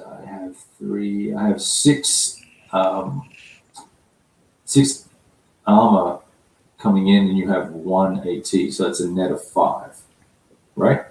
Yep. So that means it's a whopping 12 plus 12. And roll a die. Roll 10 plus 12, 22. 22 on 8-1. Yeah, so it's 5. So maxes out 5. Yeah, so and that would probably kill that guy. I think it will. Bye-bye. So, thanks. So we're going to move these two to there. Whoops. Yeah, bring that with you. And we're going to go, well, they're in zone control, so we'll do that. Okay, that was good activation. That was awesome activation. I like that little activation. but I was kind of disappointed I didn't get more points. But we made the Hey, most. who was it that was asking earlier if we were going to get combat? Yeah, because let's get some. We got it. All right, so now we roll for initiative. And I get a +2. Oh, wow, a big 3. Oh my gosh! All right, it's a big opportunity for me to get back-to-backs, baby. I can't find the die roller. The blue thing up in the top left. No. I mean, I've got my modules split up. I've got it separated. Oh, you have it broken up like I normally do. I didn't do that because I'm showing it, so it would be too much of a cluster if I did. I just made it 2. Well, no, you got it, right? You had 3, right? Oh, that's right. No, it was +2, so I had 3. Yeah, you got. Oh, holy shit! You get it. That's hilarious. All See, right. that's huge right there. That's why the initiative does. That being on the 2 makes a big difference because I rolled the 1, he rolled the 2. So now we switch this over. There you go. And let's bring this back over here. No, let's not say we did. First, I got to look at my guys. My guys. Look at my guys. Hey guys. Hey guys, gotta figure out what I'm gonna do. Shit. German interdiction level modifies the DRMs. Yeah, but I think it does. But is it for the DRM for initiative? You carry on. I'll have a look. It's a 1. It probably does add 1, which means it ties. So let's not worry about it this time. We'll do it next time. Yeah, I was just looking at these the 90 and 4. It's like, they're just border guard units. Yeah, I do have an infantry out there. So I think I'd probably be better off just letting them sit there and be speed bumps rather than activating those guys. Exactly. Machine guns. Probably the only thing you really got to activate that's going to have any punch is, well, no, 87 does have some punch, but you're not in there yet. And I don't want to move out of there. So, yeah, 87 they're in good defensible positions, so I'm not going to activate that. That's stupid. So I'm going to go back to tanks. Okay. 41. I don't learn my lesson easy. Don't want to attack into that pillbox. So down in a hole said that at this rate, the river is frozen over. I think that's rude. Wow. I don't believe I get the benefit of pillboxes, but let me check. I think they're only for the Soviets. Hey, you think you can do this faster down in a hole? Yeah, really. Please come get online and put up or shut up, man. Yeah, the effect of a pillbox is ignored when the hex is occupied by German units or solely by Soviet AFVs. Okay, cool.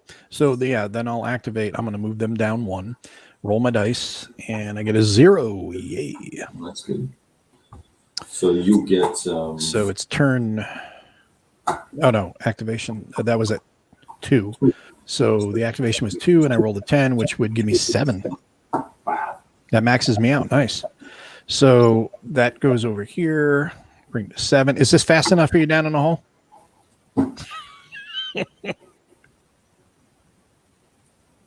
Okay, let's see. All right. So let's see. Decisions. I've got 3. You got 3. No, you got 2. Okay, I'm going to attack there anyway. So, yeah, I'm going to attack here. And I'm going to attack into the village with your infantry. Why not? Okay.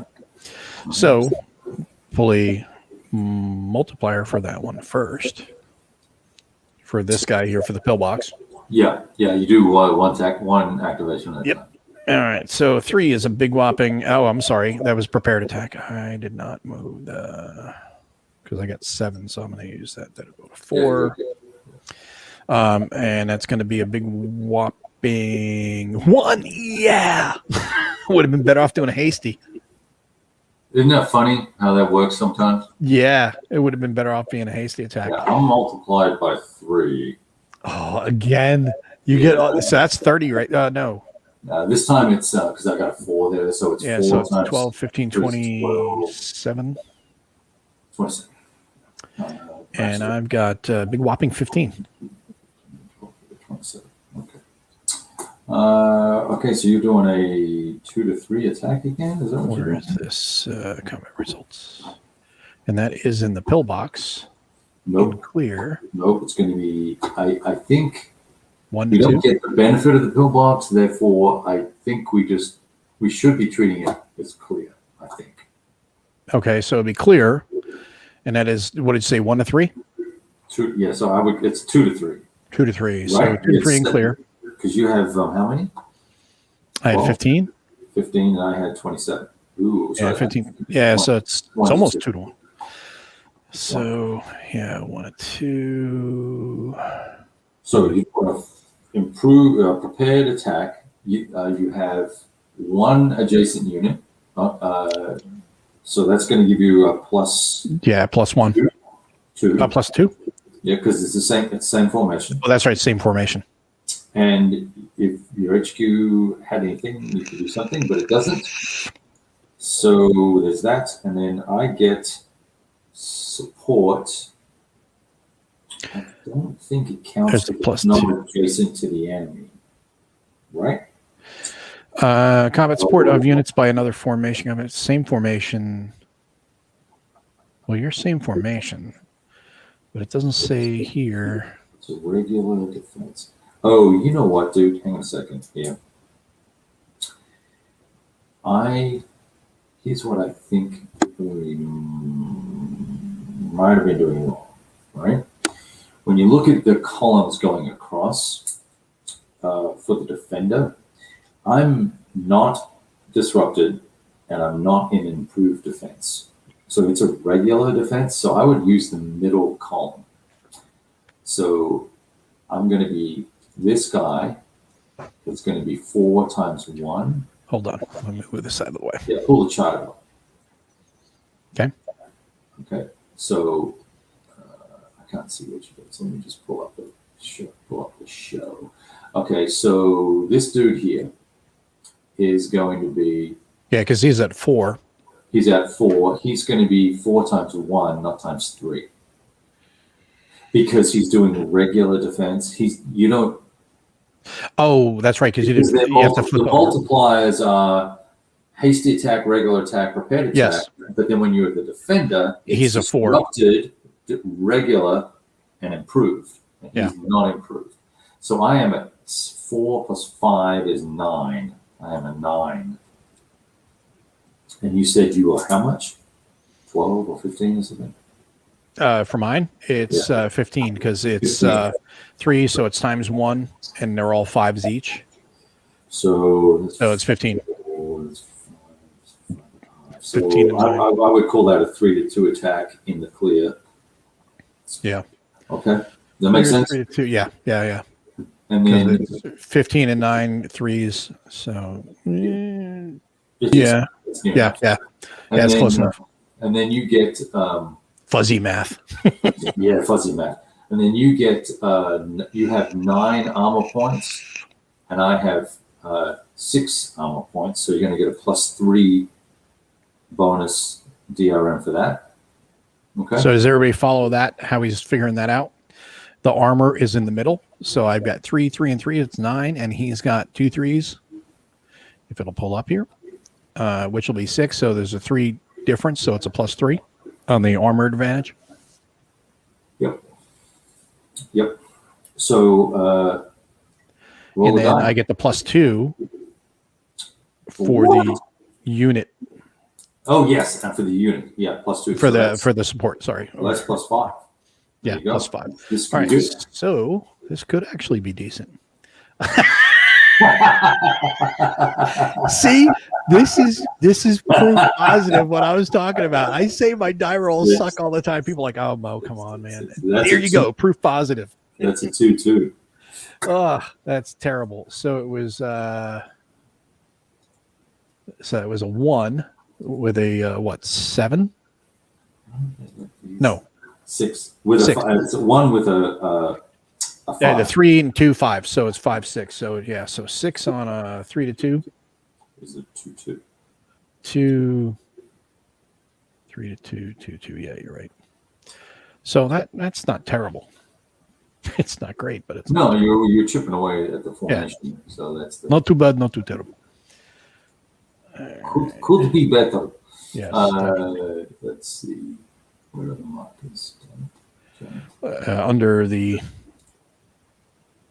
markers thing, you just pull over to HQ step loss. The thing that says markers? Yeah, that thing. The thing looks just like that? Okay. Exactly. It's now 5. So he goes to a 4. And this dude flips. So the whole name of the game for this Soviets is attrit the shit out of those guys. Yeah. Okay, so there's that. And then we've got... Oh my god. Why can't I rotate this? No, it just says increase. That's weird. Why is this not moving around right? So this chit here, this is a little bug in the VASA module. This chit with the 0, 1, 2, 3, it says increase, right? So you click to increase it. The other guys rotate. Oh, okay. So Fango, he's a module guy, so he would probably know what was the error there, what was done incorrectly. Number plus. Who does that? What the hell? Okay. We can go away. There we go. Yeah. Let's try this here. All right, so no retreats.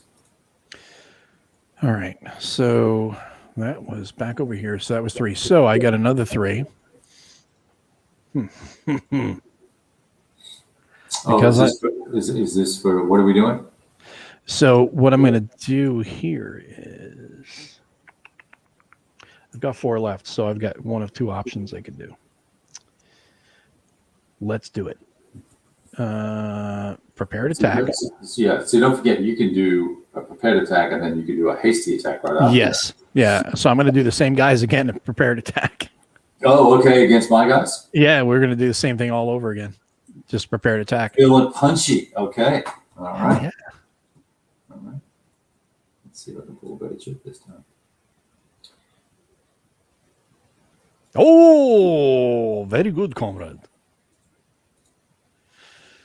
All right. So now I'm at a 3. So I've got, let's see, 12, 12, and 15. This time I have more because now the middle column. No. The middle column is 3. 5. Right? Oh, that's no. We're on the prepared, so that's the far right. So it's the same. No. That's for you, right? You use the far right. I use the middle one because I'm doing a regular defense. Oh, okay. Right. So I've got 3 times 3 is 9, and 3 times 3 is actually that's 18. This is I haven't lost one on that. I need a 4 for that guy. He said, trust me. I need a 4. This guy is like that. I believe. So I get 9 and 12. So 21. 21. Mm-hmm. And I get 15. And you got 50. 12, 27, and another 12 is 39. Okay. 39 to, what did you have? 21. 21, 39. Oof. 1 to 1. Yeah, 1 to 1. It's not really going to do. Wait a second. Where's my guy? Other You're going to get the same +5 basically. Yeah, it's going to be exactly the same. Yeah, I think +5. I'm looking for any other bonuses. Because I get the +1, I get the yeah, it's still the same at 9 to 6, so it's +3 +2 for the support, so that's going to be +5. Yeah, so roll away +5 on the 1 to 1. Maybe 4. All right, so 1 to 1, and the clear is going to be right here. And I rolled a 4 + 5, which is a 9. So that will go down here. It's a 1 to 2. So you lose 2, I lose 1. And I do an EC check for everybody. So the top guy fails, bottom guy passes. So I'm going to take one anyway. So Ugh, I hate that. No, I think that's how it goes. Oh, right. Let's see.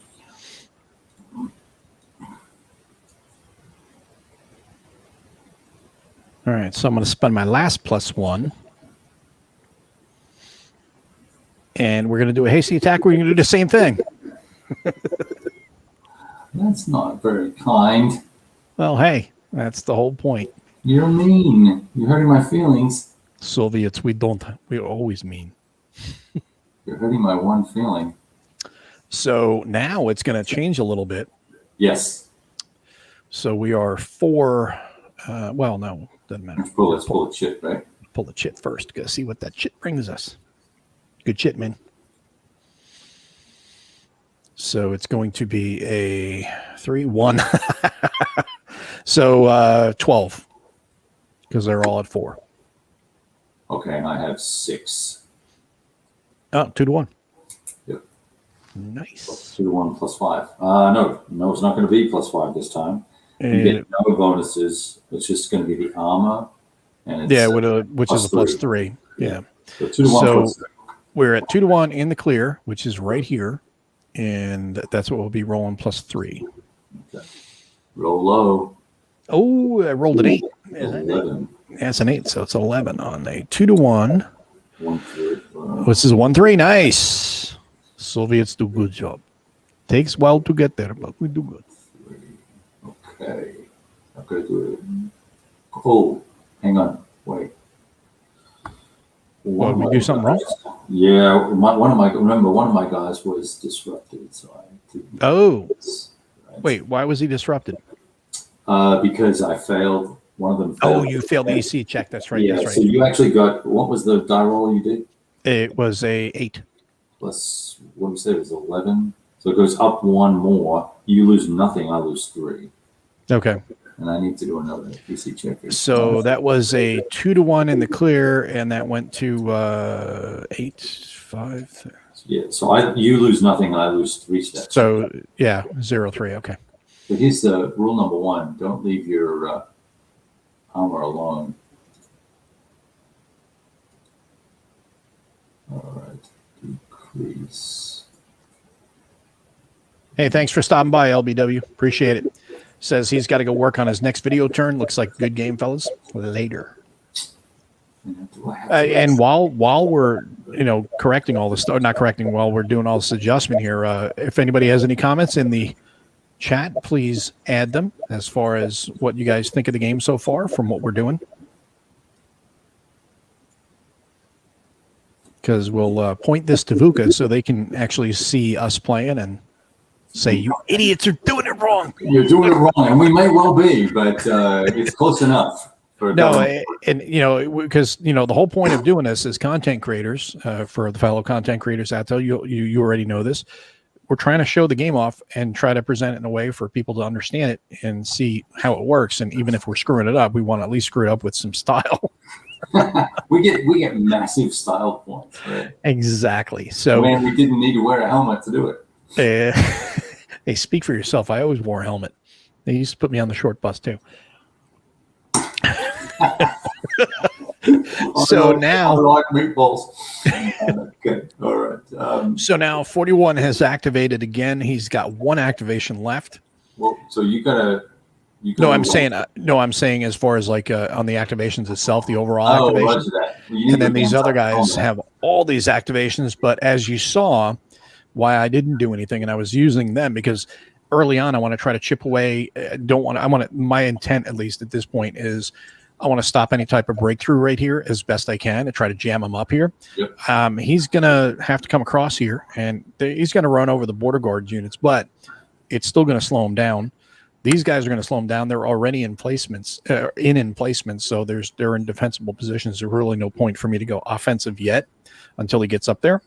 And the same for the orange, which is going to be over here with the yellow. They share activations here, these 3, orange and yellow.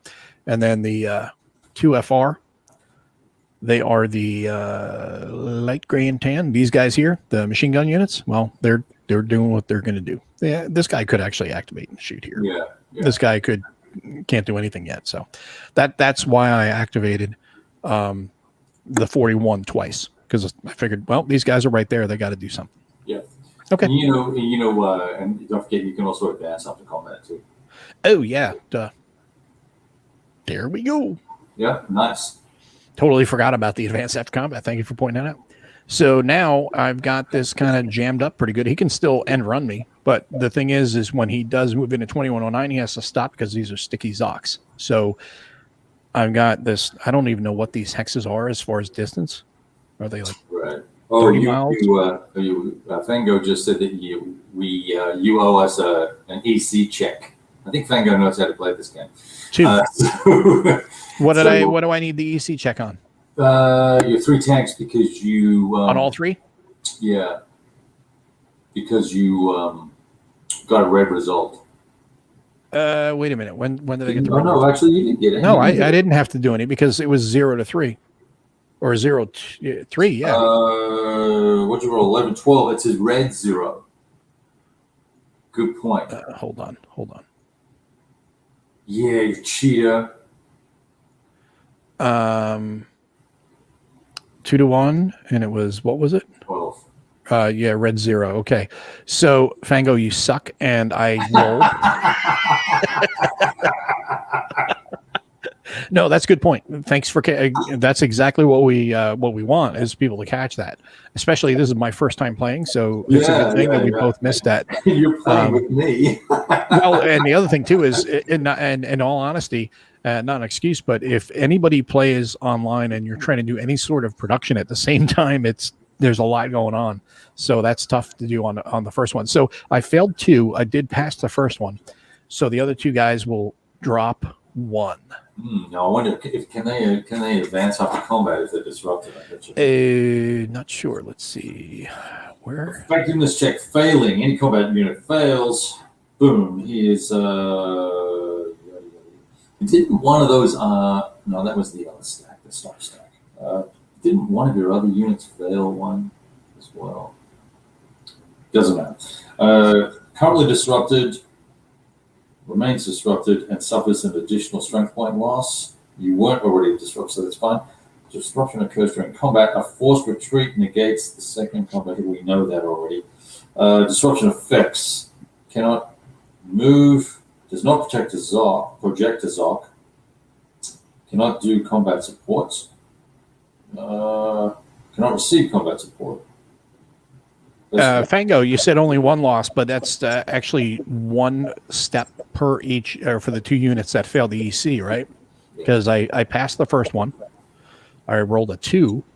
I rolled a 2. Why do you lose? Because it failed the EC check.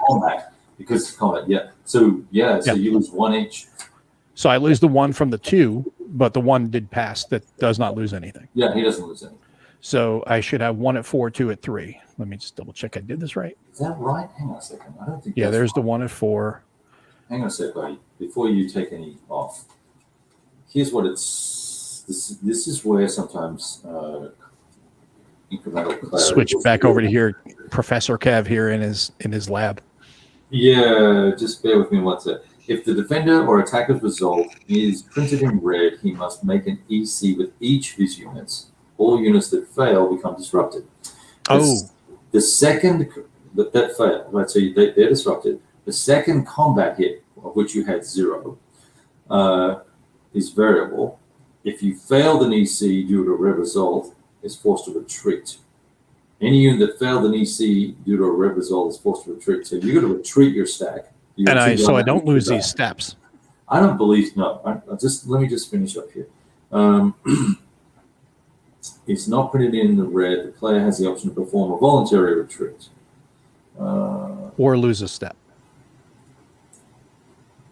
If all the units make a retreat, forced to voluntary, the second hit is fulfilled. You didn't have a second hit. You had 0 hits. I don't believe you take a step loss. I really wish my wife wouldn't print while I'm on a live stream, but that's okay. So I don't lose. So they're back to 4, but they have to retreat. Yeah, I don't believe you lose anything. You retreat 1 hex or 2 hexes, whatever the retreat is. I think it's 1 hex. I don't even know. But this guy could advance after combat or no? Yeah, I don't see why not. And we've got a 20-second delay roughly here, so let's just pause for a second and see if Fango wants to argue that point or not. But that's how I'm saying read all this math sounds like a damn fire call solution until you got to call in a 30-second fucking hack. And then you got to add in the 9 line too. If you're going to do a fire mission, you also got to call in a friggin' 9 line. You got to really confuse the shit out of everything. Stack it up, baby. And then you gotta actually match the hack of the cast with the friggin' fire mission. Really? Mm-hmm.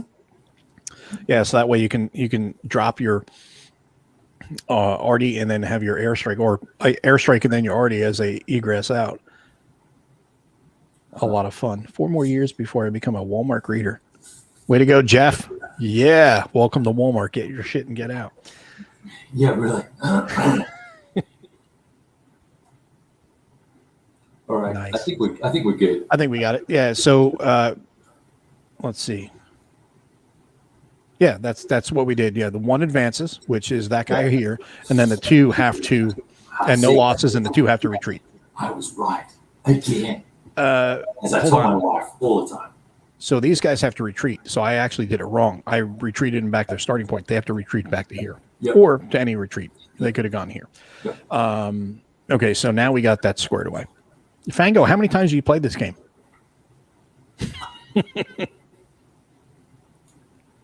All right, so I think we are. Let's get this, and that. Okay, so that's that. Okay, now we're back to rolling for initiative. Yep. Because we went through that whole spiel. I roll a trusty 3. Kev rolls a 10. Oh, he rolls a 2, but he has a plus I get DRM. a +2, and I get the 1 for the initiative. So Yeah. for the air. So I got it this time. All right. So Yes. now I flipped this. So you flipped it. Perfect. Yeah, I did. So Actually, no, let me it's tempting. pull I this know back. we're focused on this and this edge of the map. I know we're so stuck on this one little section. Yeah, it's like, oh, gonna get it right now. Hey, this answers the question everyone was wondering. Is there going to be combat? Well, yeah, there's been combat.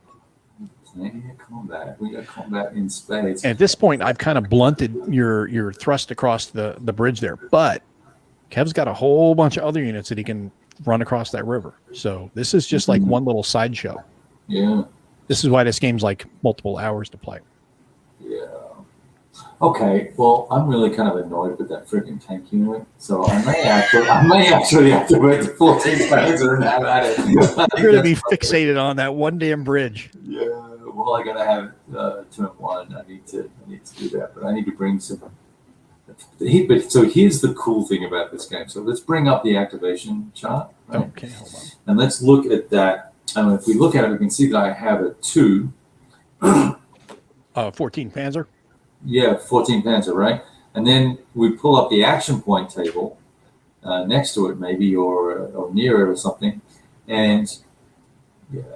No, that's not the action. It's funny. I'm so used to driving my own streams, and I'm pulling this stuff in the middle. I'm going, as you see here, you can't see shit. So we've got this thing. So we look at the 2. The 2 column. So if I was going to roll, I need to roll really to be effective. You want 4 activations or more. So I need to roll a 7 or better, right? Mm-hmm. That's kind of rough to do. You know what I'm saying? So here's what I'm going to do, actually. Here's what I'm going to do. Well, see, because I've got to refit. I'd have to try and refit those tanks to get them squared away so they could fight. Okay. So I'd have to attack with the 103rd here. This guy would have to attack, really. I can maybe bring that guy. Oh, here's what I'll do. Yeah, I am going to do this. Let's see what I roll. And if it's bad, we'll just go by those. 6. Okay, well, that's not too bad. So that's going to make it 3 activation. Is that right? 3 activation points. That's a little tough. Which one are you on? I'm doing 2. Yeah. 2. Can you roll to what? 6. 6. Yeah. So you get a 3. Yeah. All right. So put that to 3. All right. So I'm going to do. I think a refit is 1 per hex, and I can pull that up real quick here. Refit is 1 per hex, 1 AP. 1 AP. I'm not sure if it's per unit or per hex, though. So, well, I only need 1. I only need 1 of them. So I'm going to spend 1, and I think I have to do an EC roll to make these guys come back. Got it. So I'm going to. Now the refit. Oh, here. Let's see. Refit action. Each disrupted unit that is not isolated must conduct a refit action individually. Unit may perform any number of refit actions, blah, blah, blah, make an EC.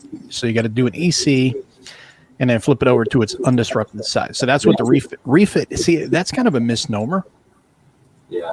When you think about refit, to me is adding a step. Yeah. So I used 1 point to flip 1 guy, and I rolled and I got a 5, so it's good to go. Okay. Now,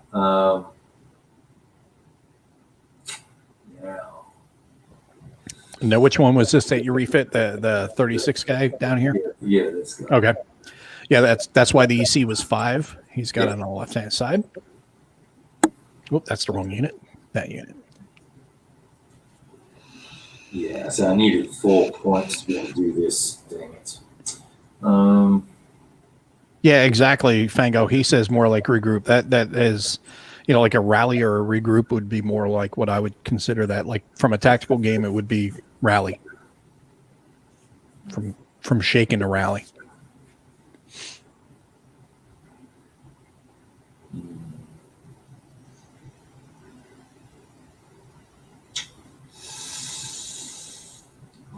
In for penny, in for pound. Hell yeah. So thanks for sticking with us, guys. We got 20 still online watching this. Cool. You guys enjoying us so far?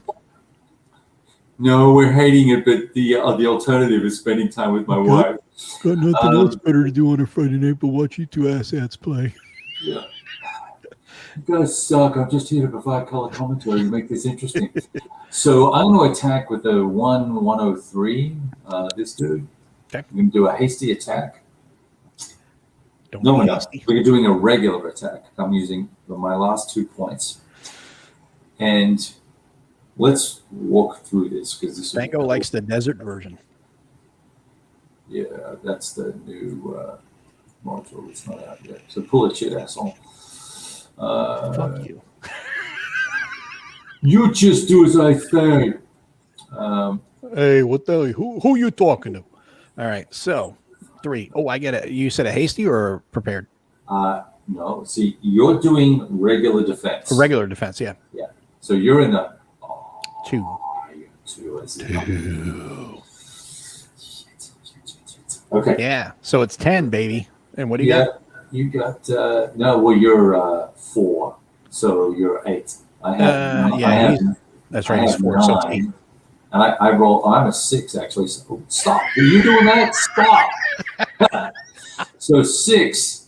Look at that. If I had had a 5, if this was if smallest word in English language with the biggest meaning. No. Look.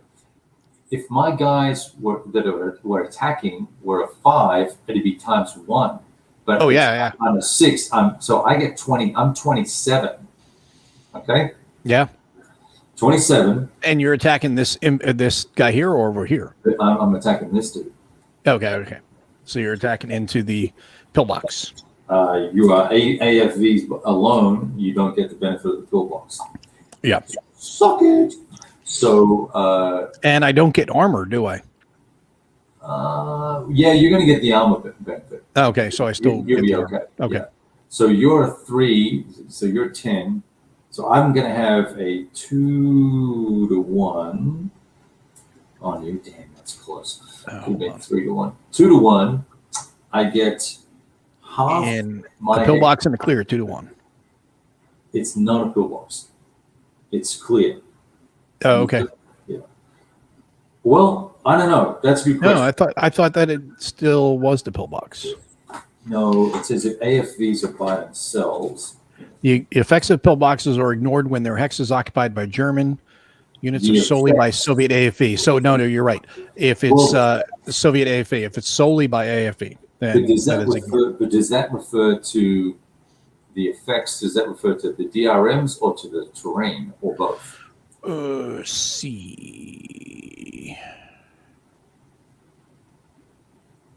Clear. Pillbox. So C. Pillbox and clear. Yeah, C. It says here, effects pillbox are ignored when their hex is occupied by German units or solely by Soviet AFV. All right. So if I had an infantry unit in there, if I had mixed, then it would count. But because it's only AFV, then it gets ignored. All right. So here's the dealio. It's 2-1. 2-1 in the clear. In the clear. I'm doing a regular attack. I have one unit that's adjacent that can assist. That's the tank unit to the south. So that gets me a +1. Yep. I get to pull half my HQs, which is, let's just call it 7.5, call it 7. I think half attack, yeah. Yeah, I think it rounds it up. But, yeah, you round down, yeah. Yeah, I think you're right. And then regular defense, you get -1 for each adjacent, which there's 1. There is 1, yeah. And you don't get nothing. But you do I got nothing else. Armor, but you do get the armor, and you get... I get the armor superiority. That's the armor superiority, and then the -1 per hex for the regular defense. Yeah, so that's 3, and I have the 1 AT, so I think that's going to give you 2. That's going to be a total of a -3. Does that count as a 1 or a quarter? Which I thought was weird because it should round up anyway, so it's still be What do you make this guy? the AFE. I mean, I'm sorry, the AT for the infantry. This is going to be 1, right? Yeah. Why is it quartered? That's not quartered. For some reason, I'm stuck on quarter in my head. I think that's only across. That's only for AFVs across the bridge. Is my understanding. Okay, so I'm seeing I get a +3 net, I believe. Because I get a 3, and then I get the. You get a 2. Two for that, yeah. 2 and 1 for the 1 for something else. So I get 3, yeah, and you get the +1, and then your HQ attack, which is 7, so it's 8, and then I get you've got 5. 1, yeah. Sorry, you have 3. Yeah. 1 and 2 for the +5. So you had 7, 8, and I got 3, so it's +5. Yeah. All right. So we'll let you roll first, and then I'll 8. Boom. On a 2-1 in the clear.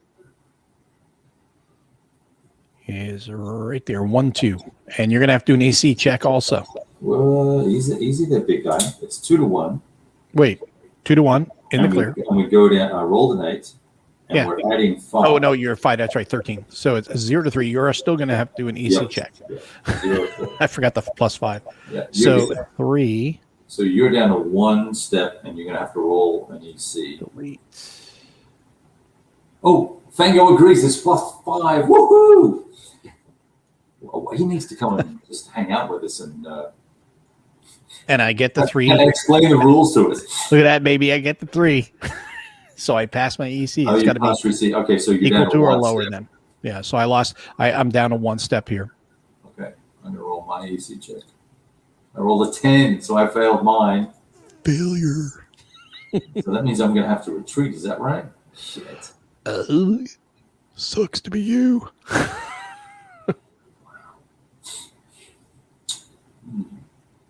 Well. Yep. Fango says +5. You don't retreat, huh?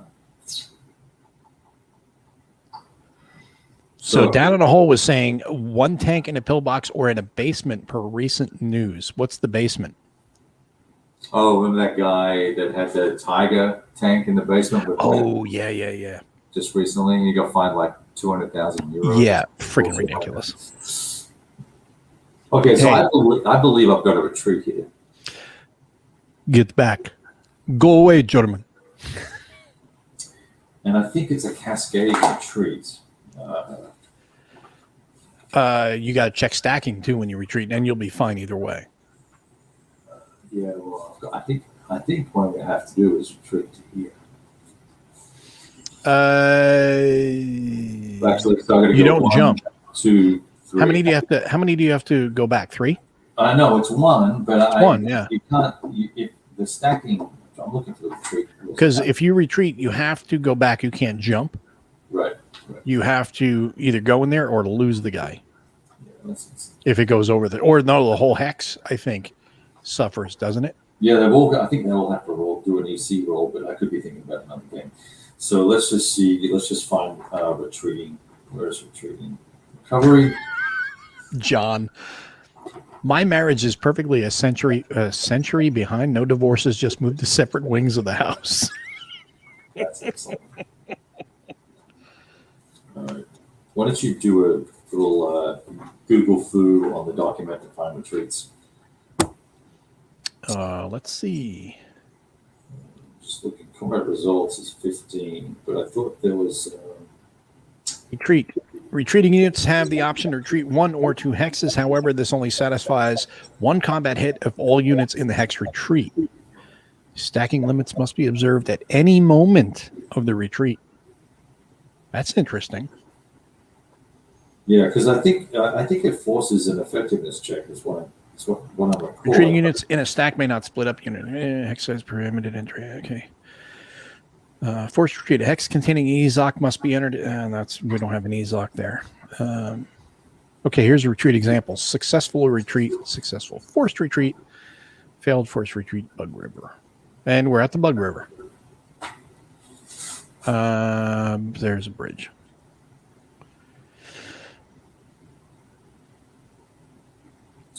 Where is that? What page is that on? That is, hold on. Page 16. Retreat examples, okay. Let's see.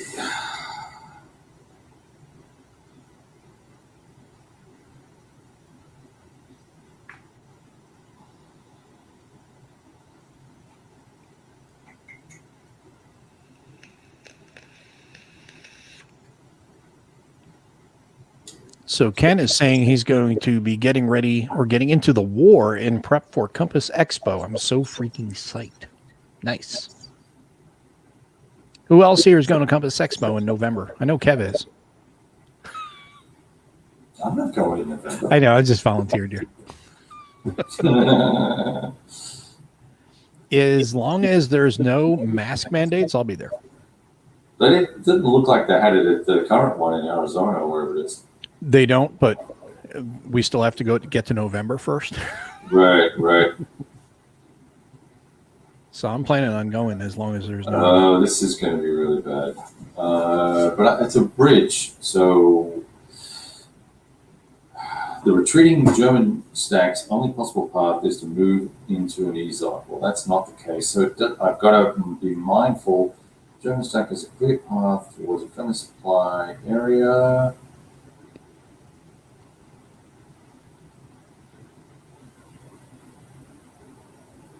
At any moment, retreating unit in a stack might not split up. Well, what happens if it's not that?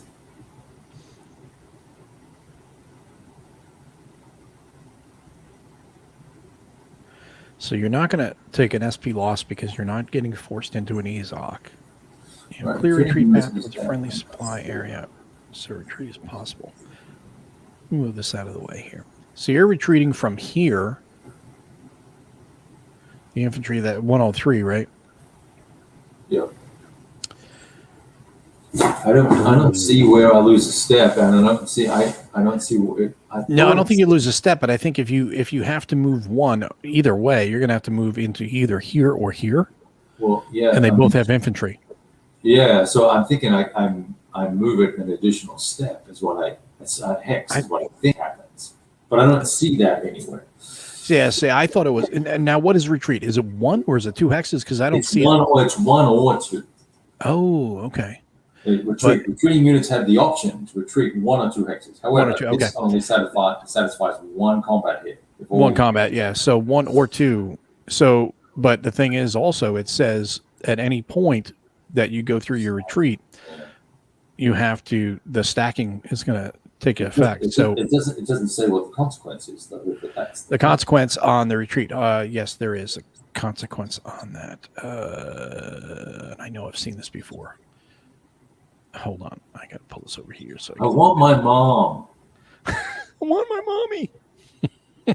I know I've seen this too because I combat DRMs, Hexside DRMs. Where is it? I'm pretty damn sure that if you have to, we just looked at it, didn't we? That wasn't here. What are you drinking? Whiskey. Oh, I know what whiskey. Whistle pig. Whistle pig. Whistle pig. Piggyback. Nice. Need some Blanton's right about now. What's that? Need some Blanton's right about now. Yeah, I don't mind Blanton's. That'd be all right, but you know, I think it's expensive for what you get. Oh, it is, but that's why I like Legacy. It's $20. Yeah. Or I could just go Crown Black, but I'm down to the last third of this piggyback rye. It's pretty good. Oh, it's rye? Yeah. Ooh. I'm not a fan of rye. Rye gives me really, really, really bad heartburn. Yeah, it can do that. I don't know why, but I'll take one drink and it's like, holy shit, I just napalm my stomach. Oh, that's fun. Damn it, I know I saw it in here too. Okay, Fango. Let's do this because I'm probably gonna get close to needing. Oh, wife is calling you back. Yeah. So let's do this. Let's grab a marker and let's put. We may be just as an FYI, we may be doing this wrong. We may be doing it right. We don't know.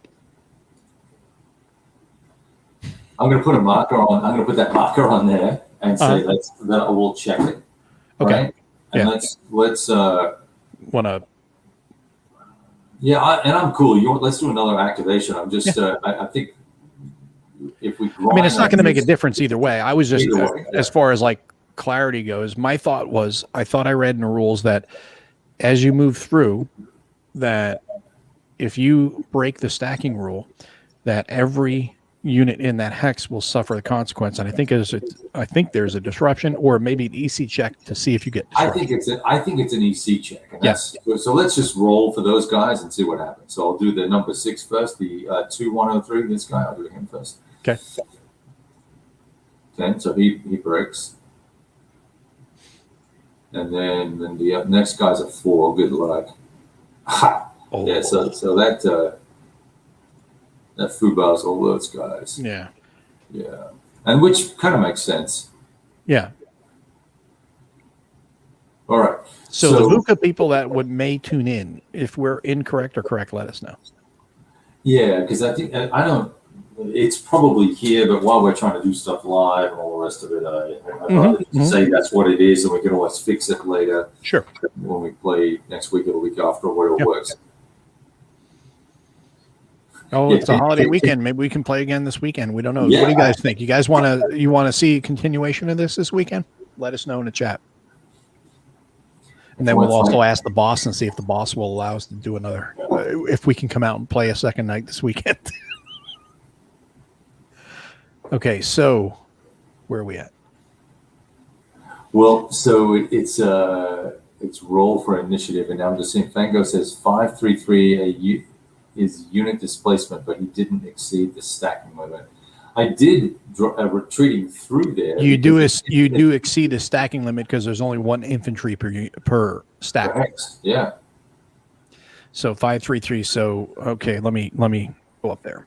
Yeah, check that real quick, and then maybe that'll solve the problem. I think you roll it. It would make sense to do a displacement under stacking. Yeah. So 533 would be unit displacement. The opposing player may displace overstack. Displace units may end up causing overstacking in the displacement hex. Trigger the same disruption, and displacement results in hex. Any unit that cannot be displaced due to the presence of an enemy combat unit is eliminated.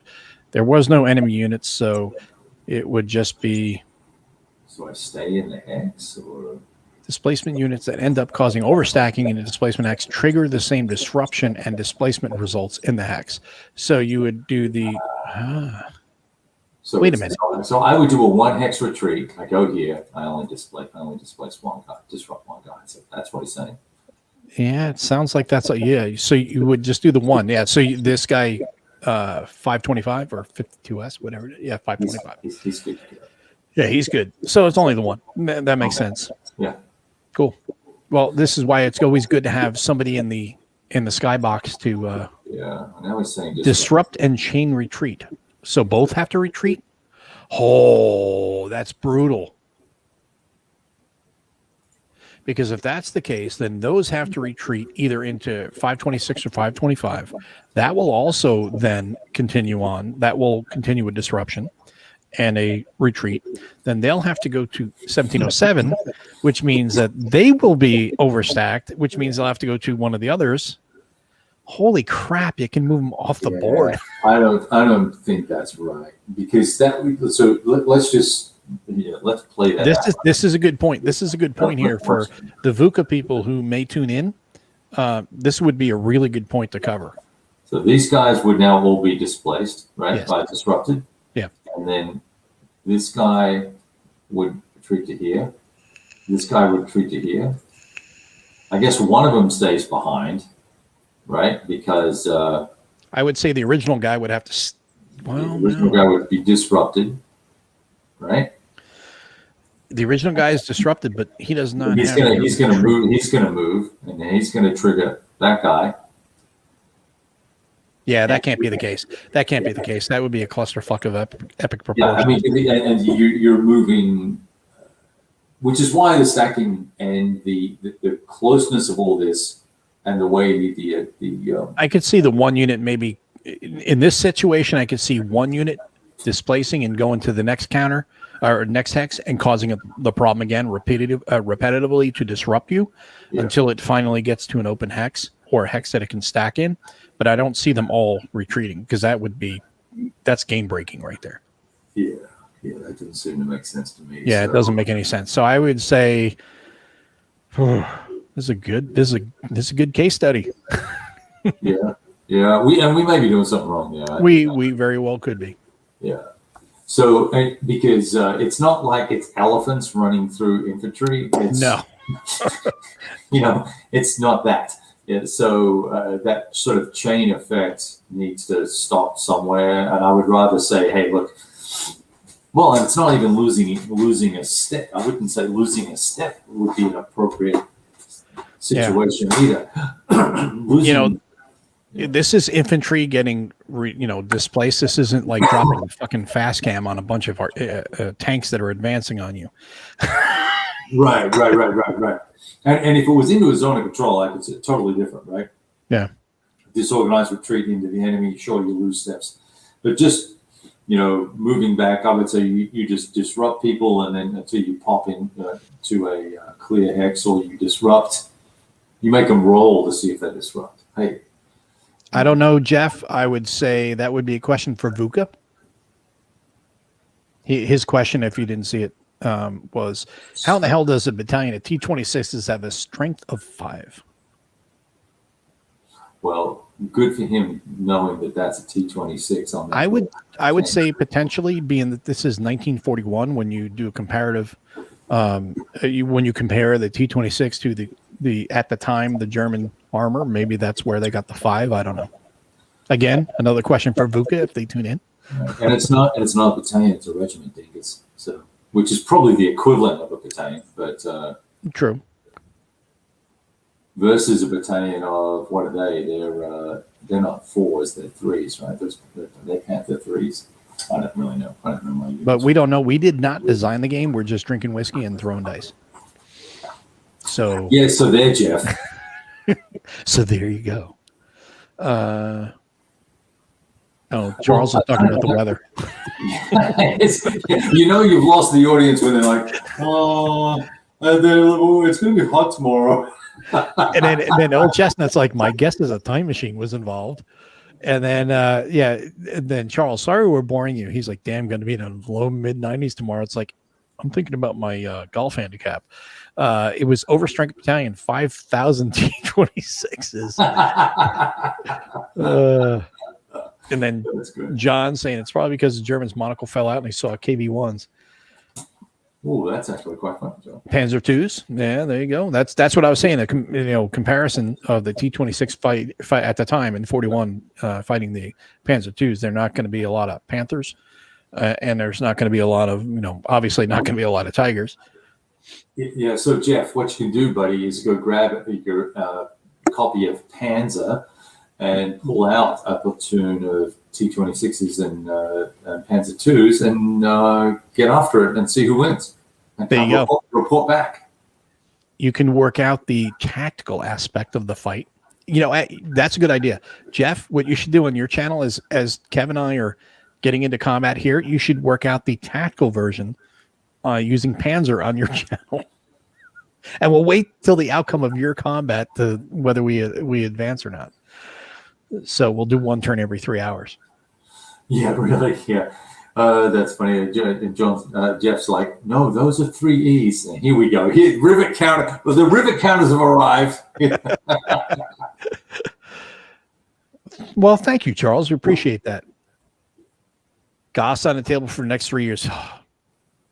My condolences. Yeah. Oh, look at this. BT7s. Oh, now everyone's arguing about the model type. That's cool. Let's see here. So what is it you guys are complaining about here? Let's see. All right. So what does this look like to everybody? That's as deep in as you can go. That's a Panzer II. And that is a T26. Let me pull them up online. Let's see. Let's see. That is definitely a T26 and a Panzer II. Yeah, it's a Panzer II. Yeah. He thinks it's a Panzer IIIe, so let's see what that looks like. No, I'll tell you why it's not a Panzer IIIe. Because it doesn't have enough road wheels. The sprocket is incorrect. There you go. Sprocket is incorrect. Yeah, actually, if you pull up a 3E, let's see. Let's see. Now I'm curious. Yeah, this kind of does look like a 3E. Let's see what a Panzer II looks like. Yeah. Panzer II and 3. I have all these books. They're all. Okay, hold on. Panzer II. All right, I'm going to. They're not Panzer IIs. If you look at the images, you look at. They can't. It is not a Panzer II or a 3, because a Panzer II and a 3, and this is going to make you laugh because this is the. Now Jeff is going to get this. I made a joke, kind of in half jest. I can't zoom in anymore. If you count here, you've got 6 road wheels. The Panzer II and the Panzer III both have 5 road wheels. Road wheels is part of armor identification. That's why I was like, I made that as a joke. And then when I looked at it, I'm like, son of a bitch, they only got 5 road wheels each. No, Panzer IIIs have got 6. 1, 2, 3. Hold on, let me see. No, they don't. They got 5. They got 6. I'm looking at a Panzer III right here. 1. Oh, hold on. Yeah, no, you're right. So it is a Panzer III. It's got 6. I had the wrong image pulled up. So Panzer II is the 5. The 3 is the 6. So it is a Panzer III. Look at everyone's. That's clearly a Panzer III. No, the Panzer III has 6 wheels. Wow. No one even fucking thought about road wheels until I mentioned it. So shut up. Yeah, these guys are hardcore. I love this. I love these guys. And here's Todd. Nothing like spending a Friday night watching hot middle-aged man on middle-aged man action. Talking about rivets. Rivet counting with these 2 jackasses.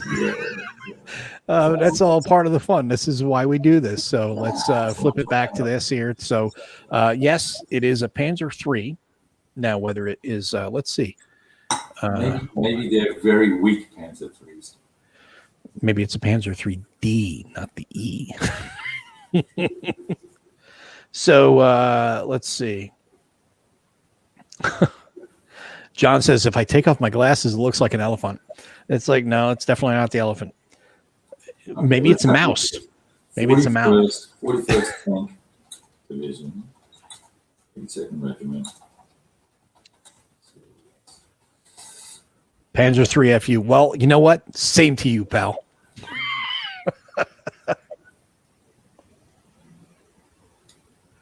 Let's see. Is there actually an FU? Or are you just busting our chops? I just wonder if there's an order of battle. Now everyone's on Wikipedia looking at Panzer 3s.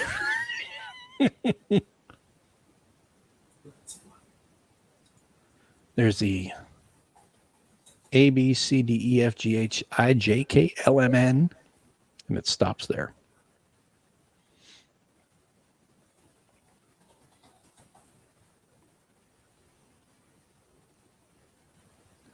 A lot of designs based on the chassis. The Stug is based on this.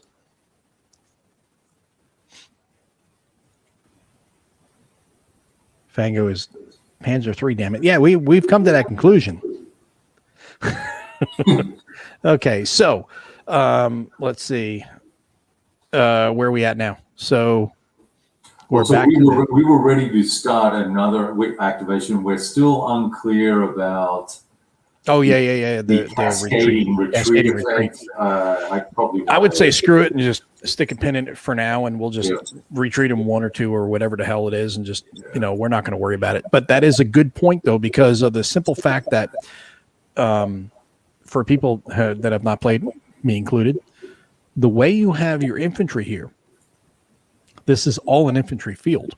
Mm-hmm. So this could have a really it could have a cascading effect in disrupting a lot of units. Right. That does seem really OP though. Well, and so here's the problem. So let me just look at the screen. There's no stacking of infantry.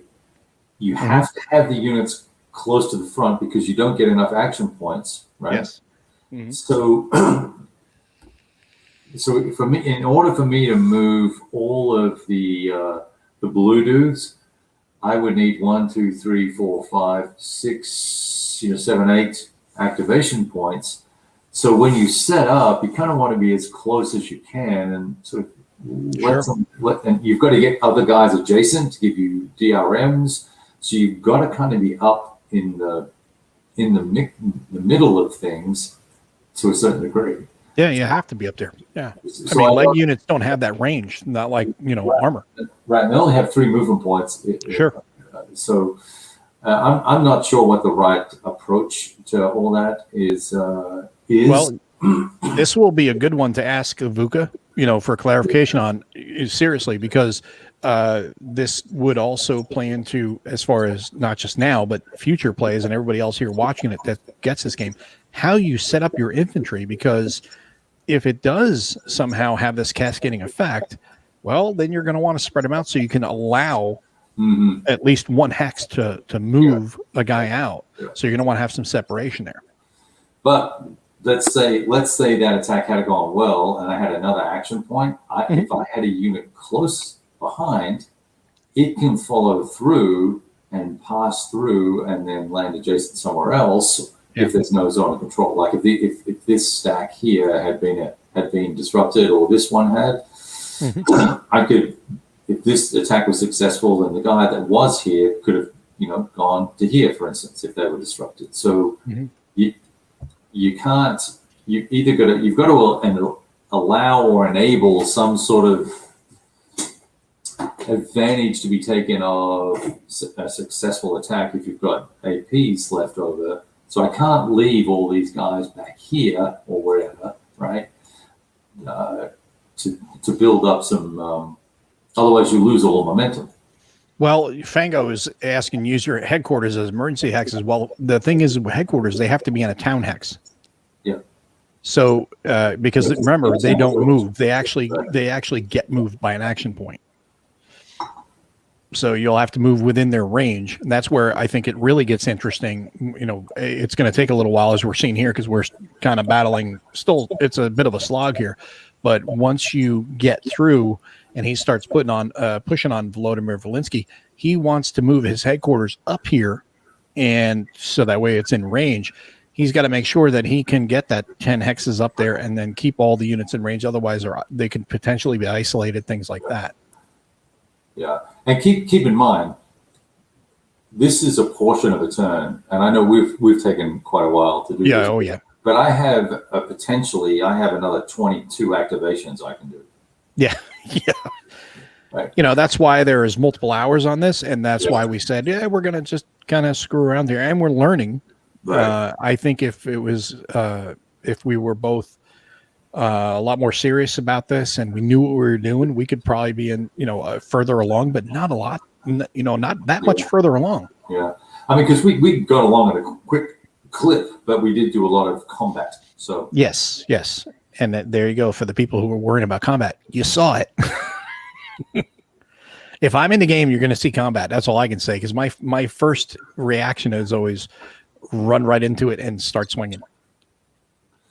Yeah, and so Fango makes a point here about refits would wipe out the effect of the disruptions, but the refits cost you action points. Yes, which slows the advance down. That was one of the things I was concerned about when I was playing by myself doing solo.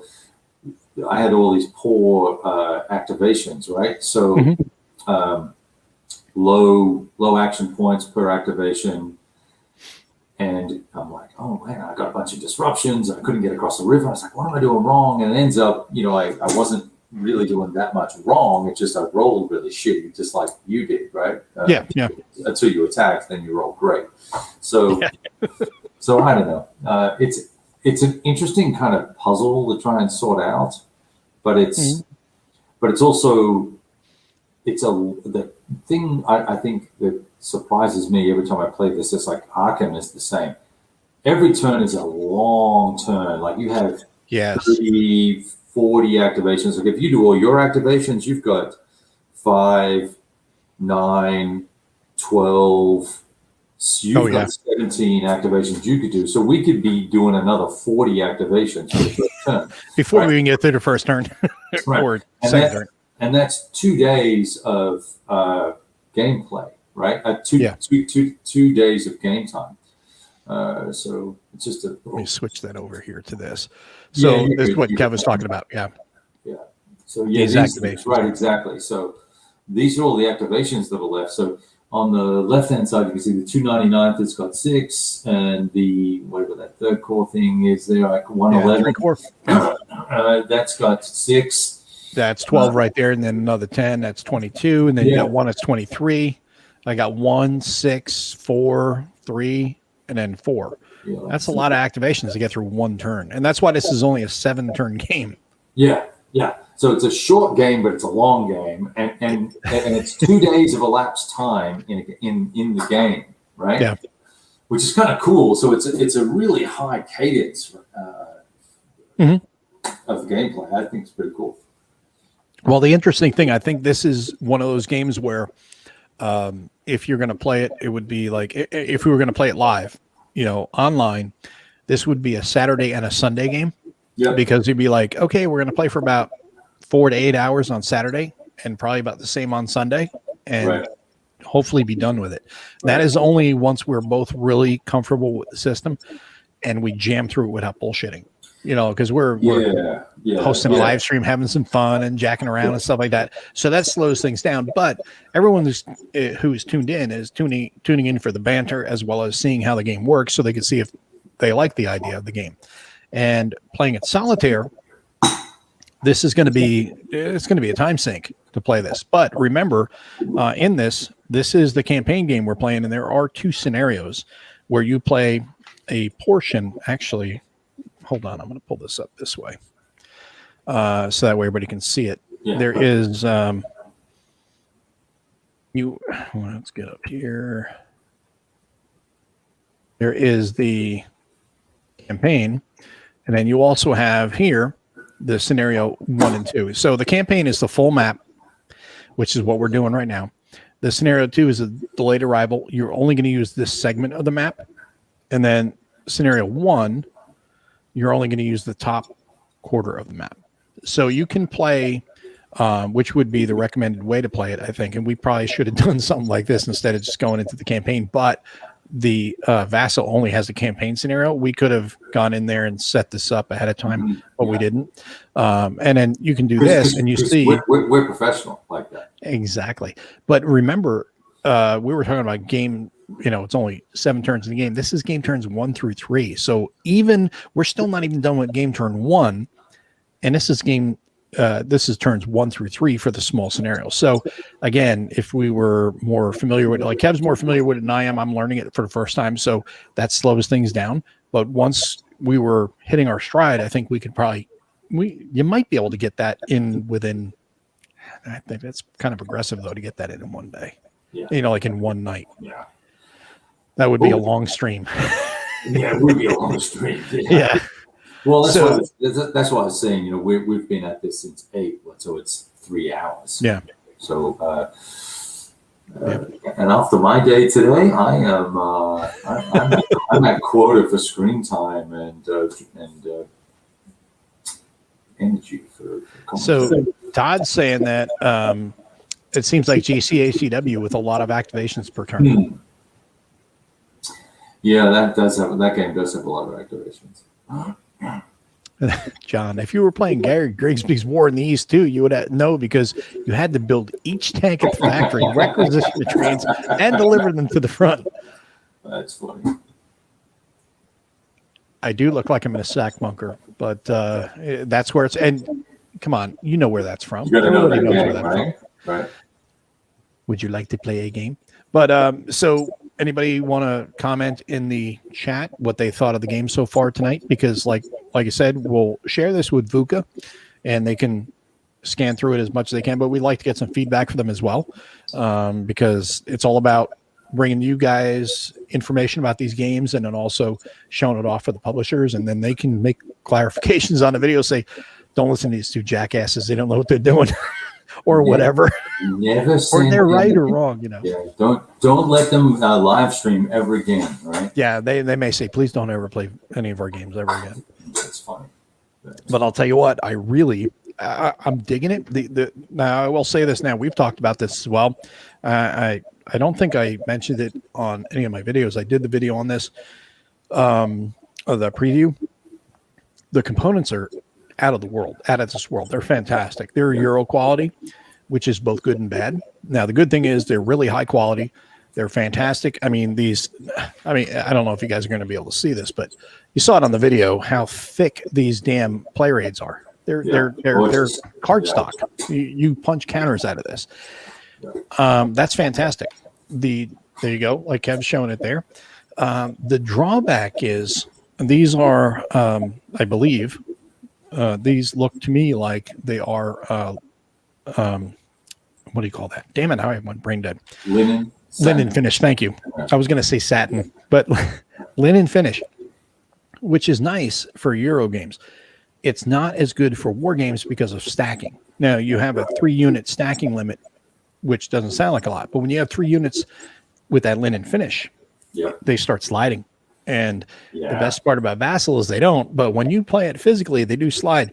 And that's something, hopefully, maybe some feedback from Vuca, where they can do the rest of the game with the satin finish linen finish. But for the counters, go with that flat finish, because that will, have that less slick feeling to them, where they're not sliding off each other. Because that's one of the things I did find. I don't know, you played it more than I did physical. I found that really distracting. I did too, yeah. The counters is slipping out of your fingers, and you've got things sliding when you put a marker underneath it. Yeah, you bump something, and it doesn't just fall off the edge of the counter it's on top of. It off it goes. Right? Sure, it's across the board, not across the board, but it's Oh no, it's not in the hex. Put it back where it came from. Yeah. I had this, and it's beautiful mounted board, but. So I'm not using any plexi on it, but the stuff's sliding off. And if you have 3 counters in hex, that's max stacking. Well, it can go up to 6, as we saw when you're losing your unit, when you're losing steps. You're going to put those step markers underneath it. So you can have up to 6, and that can be problematic. So that's something that hopefully Vuca will listen to, because I'd love to see them correct that for Red Strike. really want red strike, and I would love it to be with the flat hexes or flat counters. Flat counters. Well, the hex is already flat. Yeah. But you are correct, sir. Let's see here. Okay, so Jeff is saying run it again this weekend. Yeah, I think we got a few people saying they'd like That's to true. see it play. So Saturday, I'm going to a football game, so I won't be around. But American football or American football, yeah. I'm going to see Texas Aggies play some high school. So a college team play. What? Well, it's the first game of the season, and so you've got to win the first game. So it's like they're playing like the Aggies suck that bad. They got to play a high school team. Well, to get started, right? It's got to ease into the season and all that. So I think it's like I don't know. It's like Dallas High or something they're playing. I don't know what it is, but Come on up here to Allen. Well, you've been here. Yeah. Because you came up here for your kids' lacrosse tournament and you were like, yeah, I was at the Allen football stadium. I was like, son of a bitch, you were like friggin' 5 miles from me. You should have told me. I would have gone over there. Yeah. Our $60 million football stadium for high school football. Unbelievable. Yeah, he was playing in state finals for lacrosse. And they got out in the field. They're like, damn, this is nice. Yeah. Well, it better be nice for $60 million for high school football. I would have been like, dude, man, I'd drive over there and we're like, yeah, let's watch your kid play, and then we'll go because I like lacrosse. It's basically land hockey. Oh yeah, exactly. It's totally land hockey. It's awesome. It's so much fun. I love watching those boys get at it. Right? It's Hell yeah. Yeah. He actually got 1.5 seasons at A&M. He played. Really? Texas A&M. Yeah. See, now the thing is if he likes lacrosse, they even have professional lacrosse. Yes.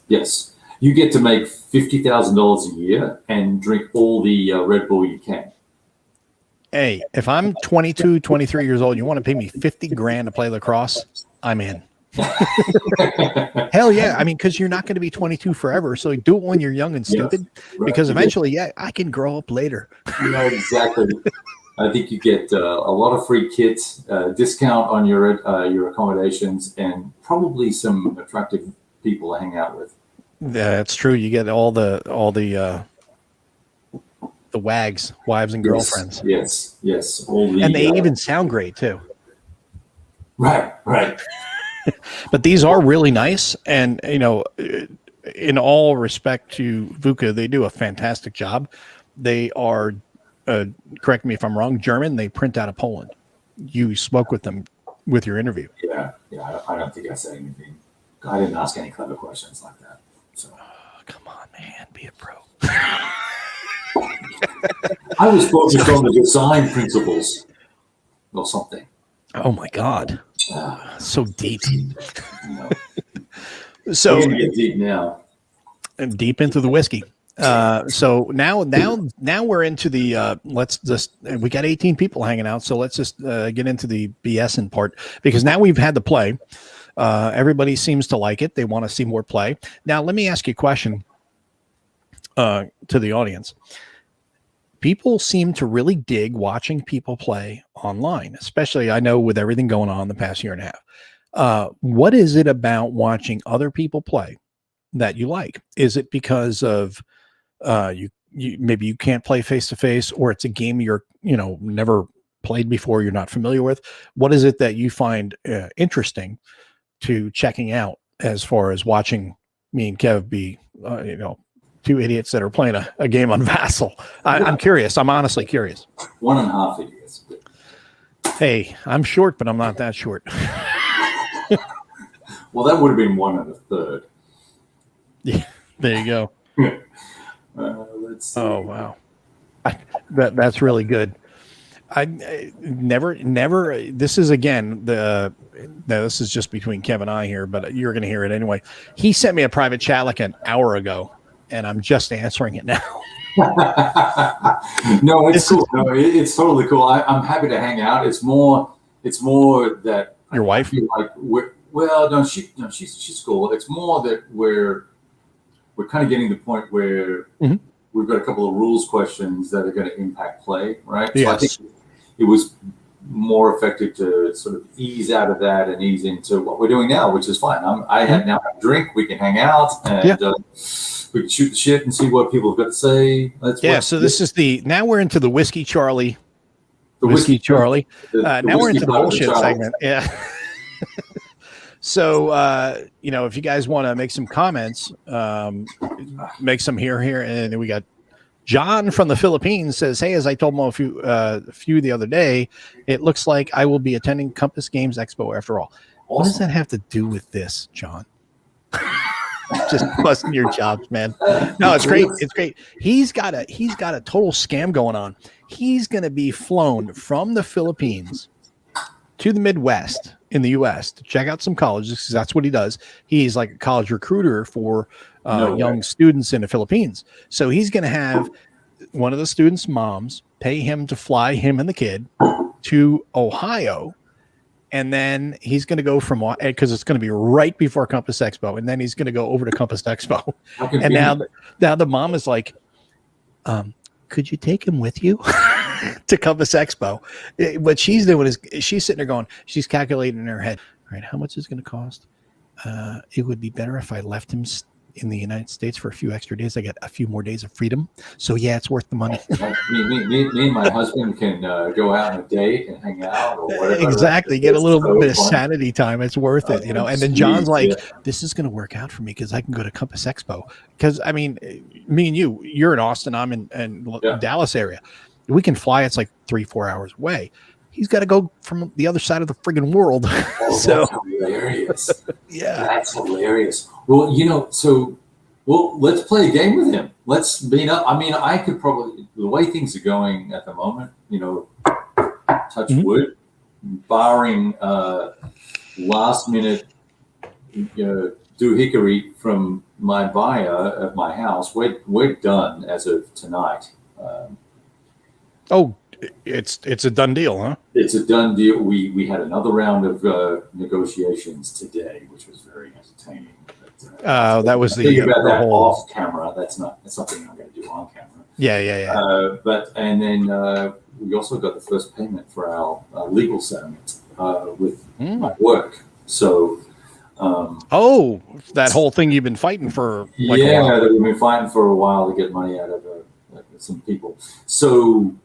It was a really intense day today and very stressful, but it's all sort of worked out. So I'm thinking November, I need to spend a little bit of that money and come up and hang out. Let's go play some games and let's get John or whoever. Nice. Get some people who watch the channel here and let's play some games. Right? You're going to go to Compass Expo? I'm thinking I'm going to come up. Yeah. I just decided right now. We're going to do a live Whiskey Charlie at Compass Expo. Let's do that action, right? Hell yeah. So who else here in the chat is going to come with us to Compass Expo? Mo's buying flights for everybody. Hey, you know what, Todd? I'm sorry you're a little behind the curve there. Todd, that's so wrong. I mean, I don't have, and neither does Kev. We do not have the robe to, I'm actually just wearing like a Rocinante shirt from The Expanse. And if you have not seen The Expanse, I don't know what to tell you. Yeah, I'm only halfway through season 1. You're not even into good stuff yet. I'm not. I failed. So Fango says it reminds him of BCS with variable combat strikes. I have not played BCS. You have. Yeah, that's interesting, but it's obviously a lot simpler, I think. Yeah. I have not. I do have. No, I don't have BCS. I only have GTS. I have one GTS, the Creek game. I've not played it yet, but I was curious about it. So I was like, I'm going to grab it. And it was on that super awesome sale. Yeah. So I was like, well, you can't pass it up for like $60 or whatever the hell it was. I was like, I'm going to grab it, And I think $60 is the right price too. Just yeah. Well, the interesting thing about that is now I'm trying to remember. GTS is similar to, is it the CSS company scale system? Yeah, it's like a continuation of it. Well, other way around. So CSS is the derivative of that's what I meant. Sorry. Yeah. It's the follow-on from Compass. So, and I just got the Doomsday episode 1, so I want to check that out, and I'm going to dig into that a little bit because it's World War III. I'm going to definitely get into that. How can you not, right? I think that a buddy of mine's playing that or has played it, and he really likes it. Mm-hmm. I was not a fan of the Korea Fire and Ice thing because of all the issues there were with air and armor and all that sort of stuff. But like any Adam Starkweather system, by the third module, he works it out, and it's so much better. And the Doomsday thing is the third module. So what a surprise! Yeah.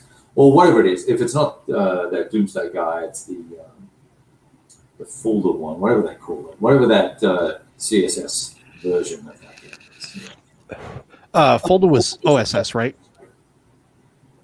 I'm trying to remember. Is Folder? I think Folder was OSS. I got to look it up. Yeah, look it up because it one of them. There's one that's a divisional scale. I forget now. I can't remember. Folder is CSS. Okay. So it must be the other way around. Yeah, Folder's CSS, and so he was super excited about that. I think, and then the DSS one. It's OSS. Yes, I'm sorry. I had the damn wrong nomenclature. So many Doomsday is OSS. Yeah. So GTS is, that's where I was getting myself screwed up. GTS is this is the CSS is derivative of GTS.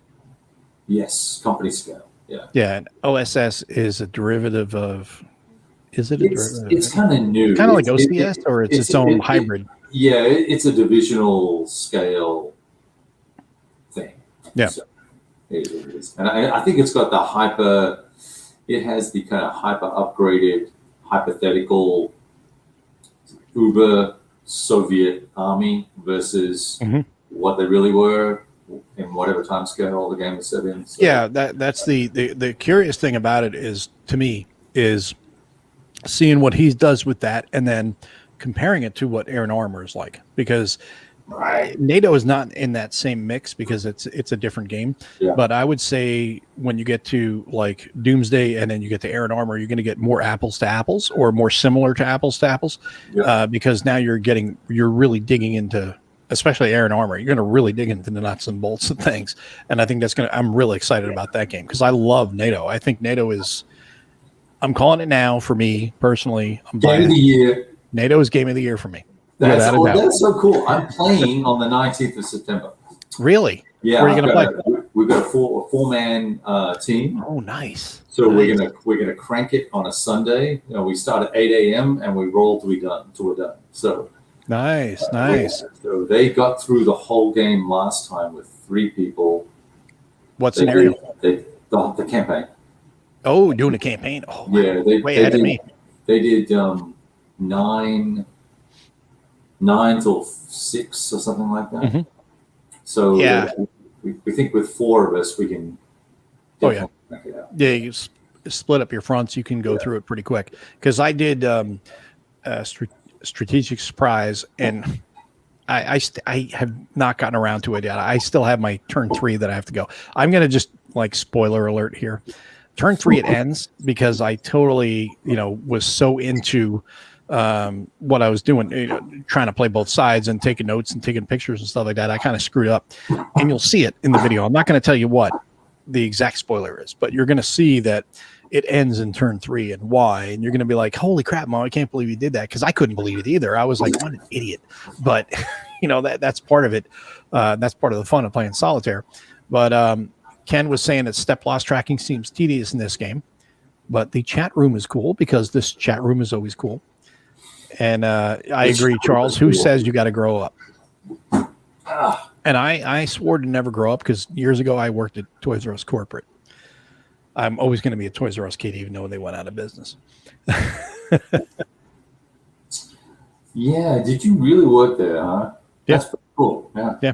Toys R Us corporate in the late 90s. I really liked that store for what it was, right? Like it never had sort of the esoteric odd stuff, but but if you could get in there early enough and get the product, right? You knew when stuff was dropping. It was cool.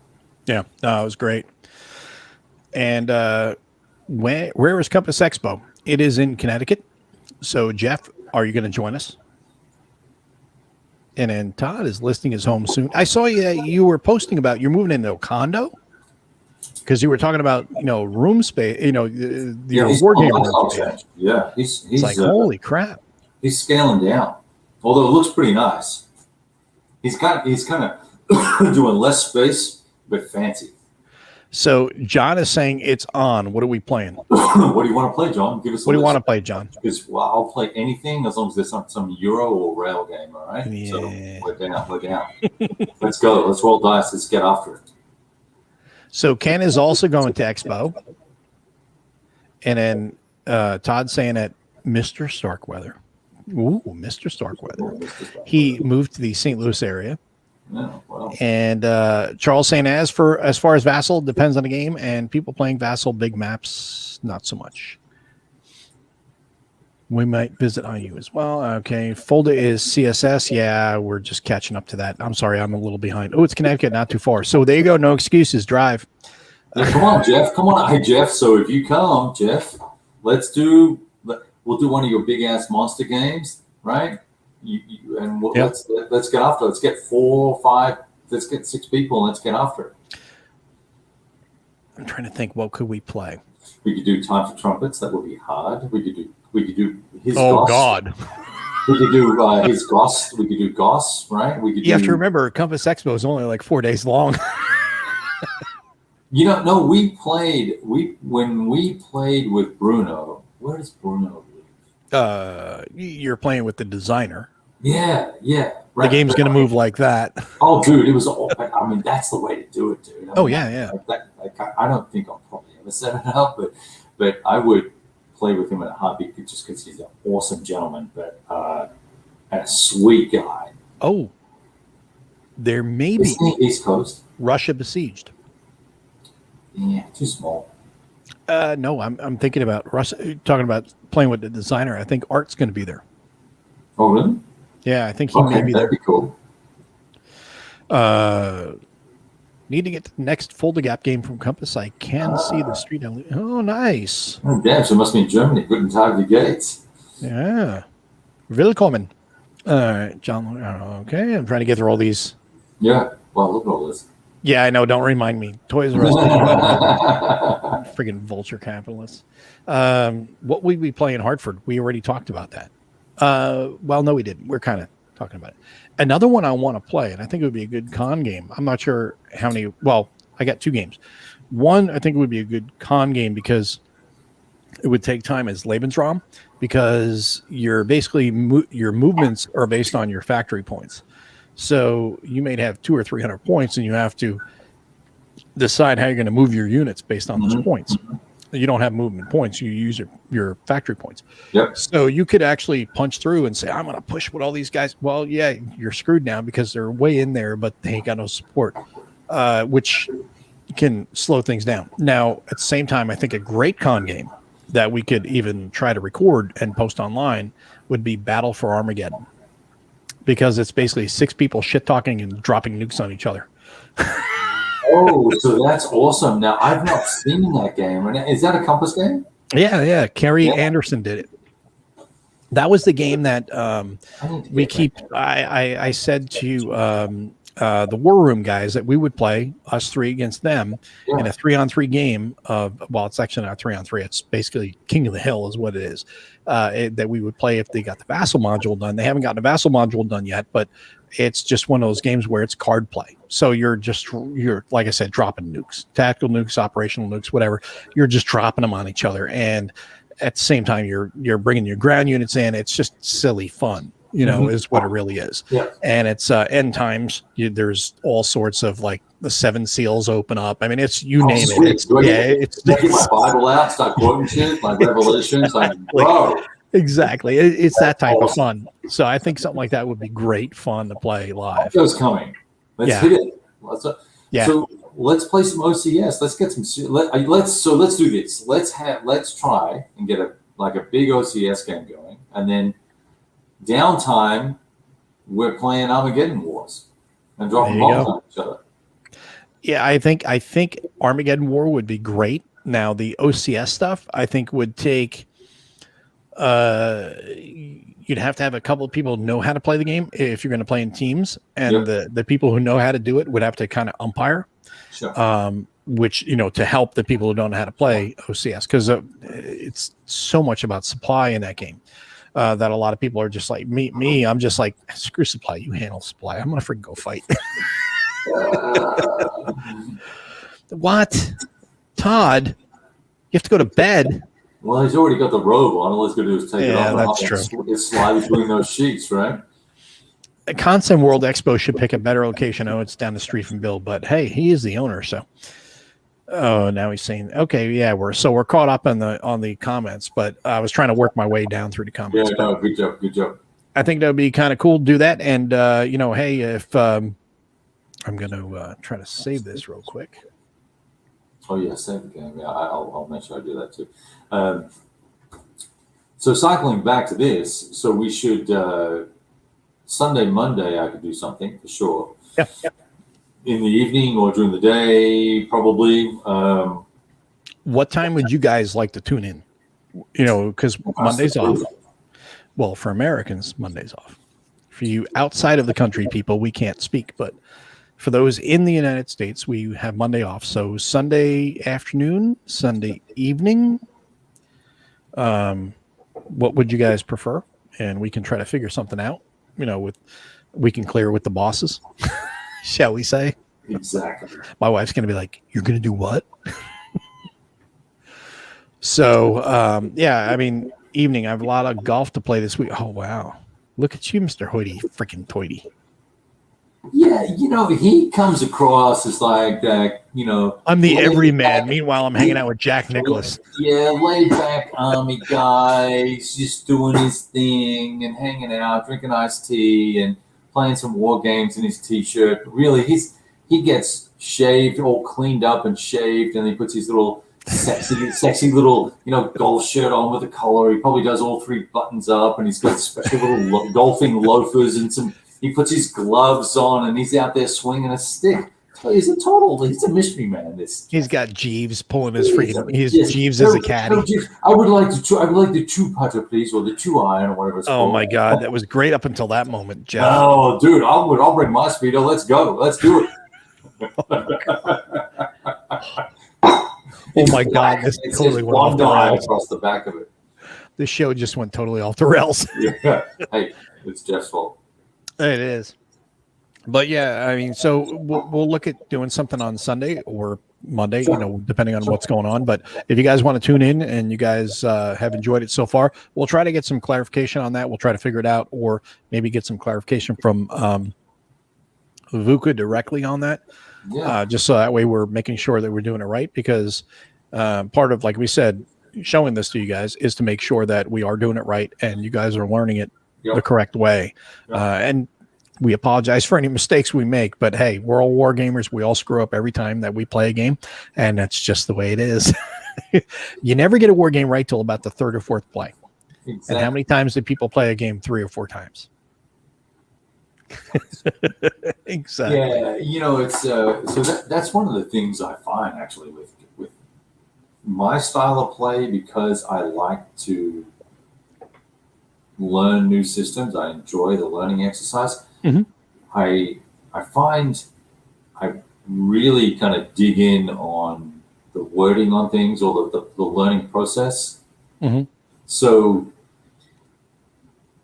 I may not need to play 5 or 6 times, but I won't I've started doing this thing where I really won't progress in a game until I know what the rule is, right? Because like with this, I screwed this up the very first time I played. I went, oh, that's what that means.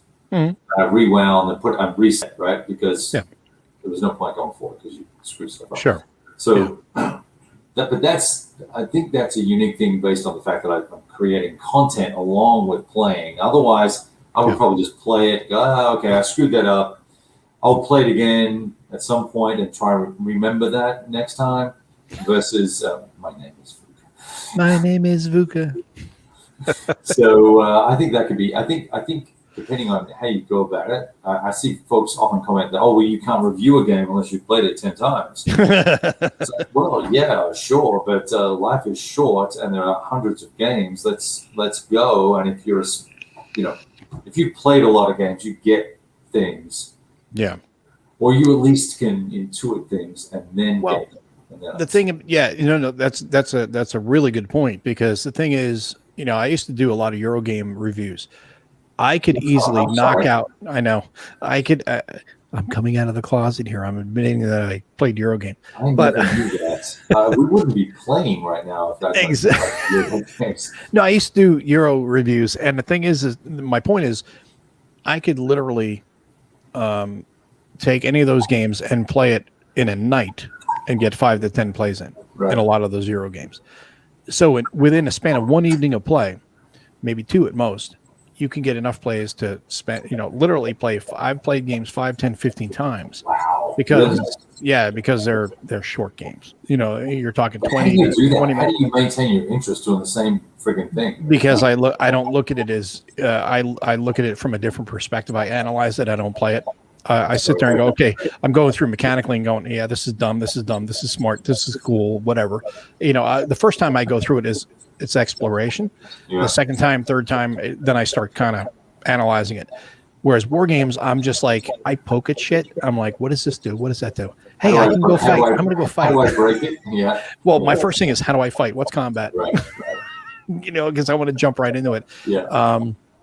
And then I'll work into the nuances. You kind of tend to go in the nuances first and look at the overall system. I'm like, how do I fight? And then I want to fight. And then I go, okay, now how do I avoid fighting? And where do I get? I go for the blunt force first, and then I go for finesse after. Right. At the same time, I like to poke and see what everything does, just to see how it plays out. It's like, oh, I can drop nukes. Let's drop one. Let's see how it works. What does that do? Yeah. What does it do? What can that possibly do? Because it can't hurt anybody for real, because it's cardboard. It's just cardboard. Yeah. So it's kind of cool. And so the people that want to sit there and tell content creators they got to play a game 10, 15 times. Can you name one game in your collection you played 10 or 15 times? Yeah. So you can't. I will bet you can't. And if you can, it's literally 1 or 2 games. Yeah. And that's it. It'll be something that you've dedicated time to. So for content creators that you're saying, well, hey, we want you to put out more stuff and stuff. Well, that's why we're doing this Friday Night Fights. We're doing a live play, and people want to see a game played. That's why we're trying to also make sure we're doing it right, so that way you guys get to see it played, and understand it a little bit better. Exactly. That's a very cool observation. Yeah, it's interesting. That's true. Yeah, there you go. Okay. Yeah, look, I tell you what. So Jeff's videos that he's doing on the golf system, and the videos that he has done on EFS. And folks, if you don't know what those acronyms are, either tune out or go to Board Game Geek. The EFS system, they've got this new set of rules out, and his gameplays of that have got me motivated to try it again. Right? For EFS? For EFS, Eastern Front System, right? Really? Yeah. That's not even reprinted yet? No, but the new rules are out, right? So I was reading the new rules thinking, okay, I wonder how much this will change what I didn't like about the system. And then with Goss, I'm thinking, okay, Jeff's playing it. He's grinding it out. And some guy was giving him shit about playing all this stuff wrong. I was like, dude, give the guy a break. He's doing a video while he's playing, right? Yeah. So I was like, I have to crack this code. It's like this weight on my shoulders. Like I'm a broken man. I'm a useless war gamer if I can't crack the code. So I think guys like Jeff that are providing content, it may not be 100% accurate, but at least you might provide someone the opportunity to say, you know what, I'm going to get that out today. I'm going to play today instead of watching a freaking baseball game. Yep. Get off your fat ass and sit down on your fat ass and roll dice instead of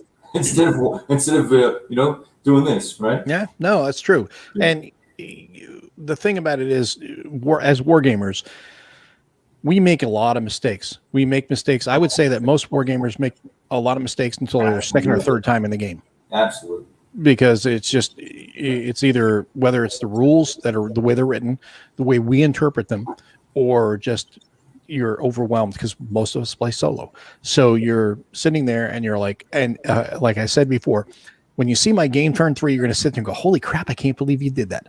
Because I was playing solitaire, and in my defense, I was playing solitaire and I was trying to make sure I was getting the rules right. And I didn't. I made a lot of mistakes that I caught after the fact. And Bruce pointed out to me as well. And at the same time, I was taking pictures, taking notes. So I was doing a lot of stuff at one time. And that all does add up. And then when I sat there and I went, holy crap, how did I not see that? And it's the way it is. And that's why we play solitaire. We play multiple times, because then you start becoming more comfortable with the system. Then you start going, now I can analyze things.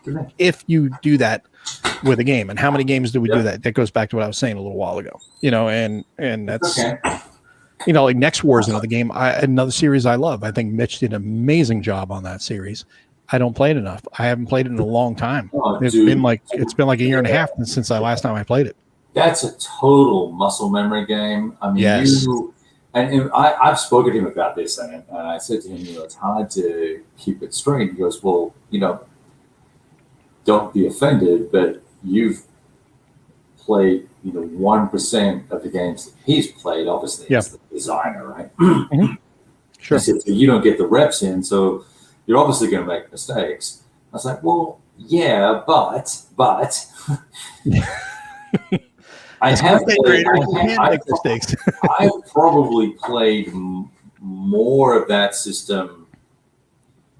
Like I would argue that anyone on this stream here, I've played probably 2.5 times more than they have, right? So, or even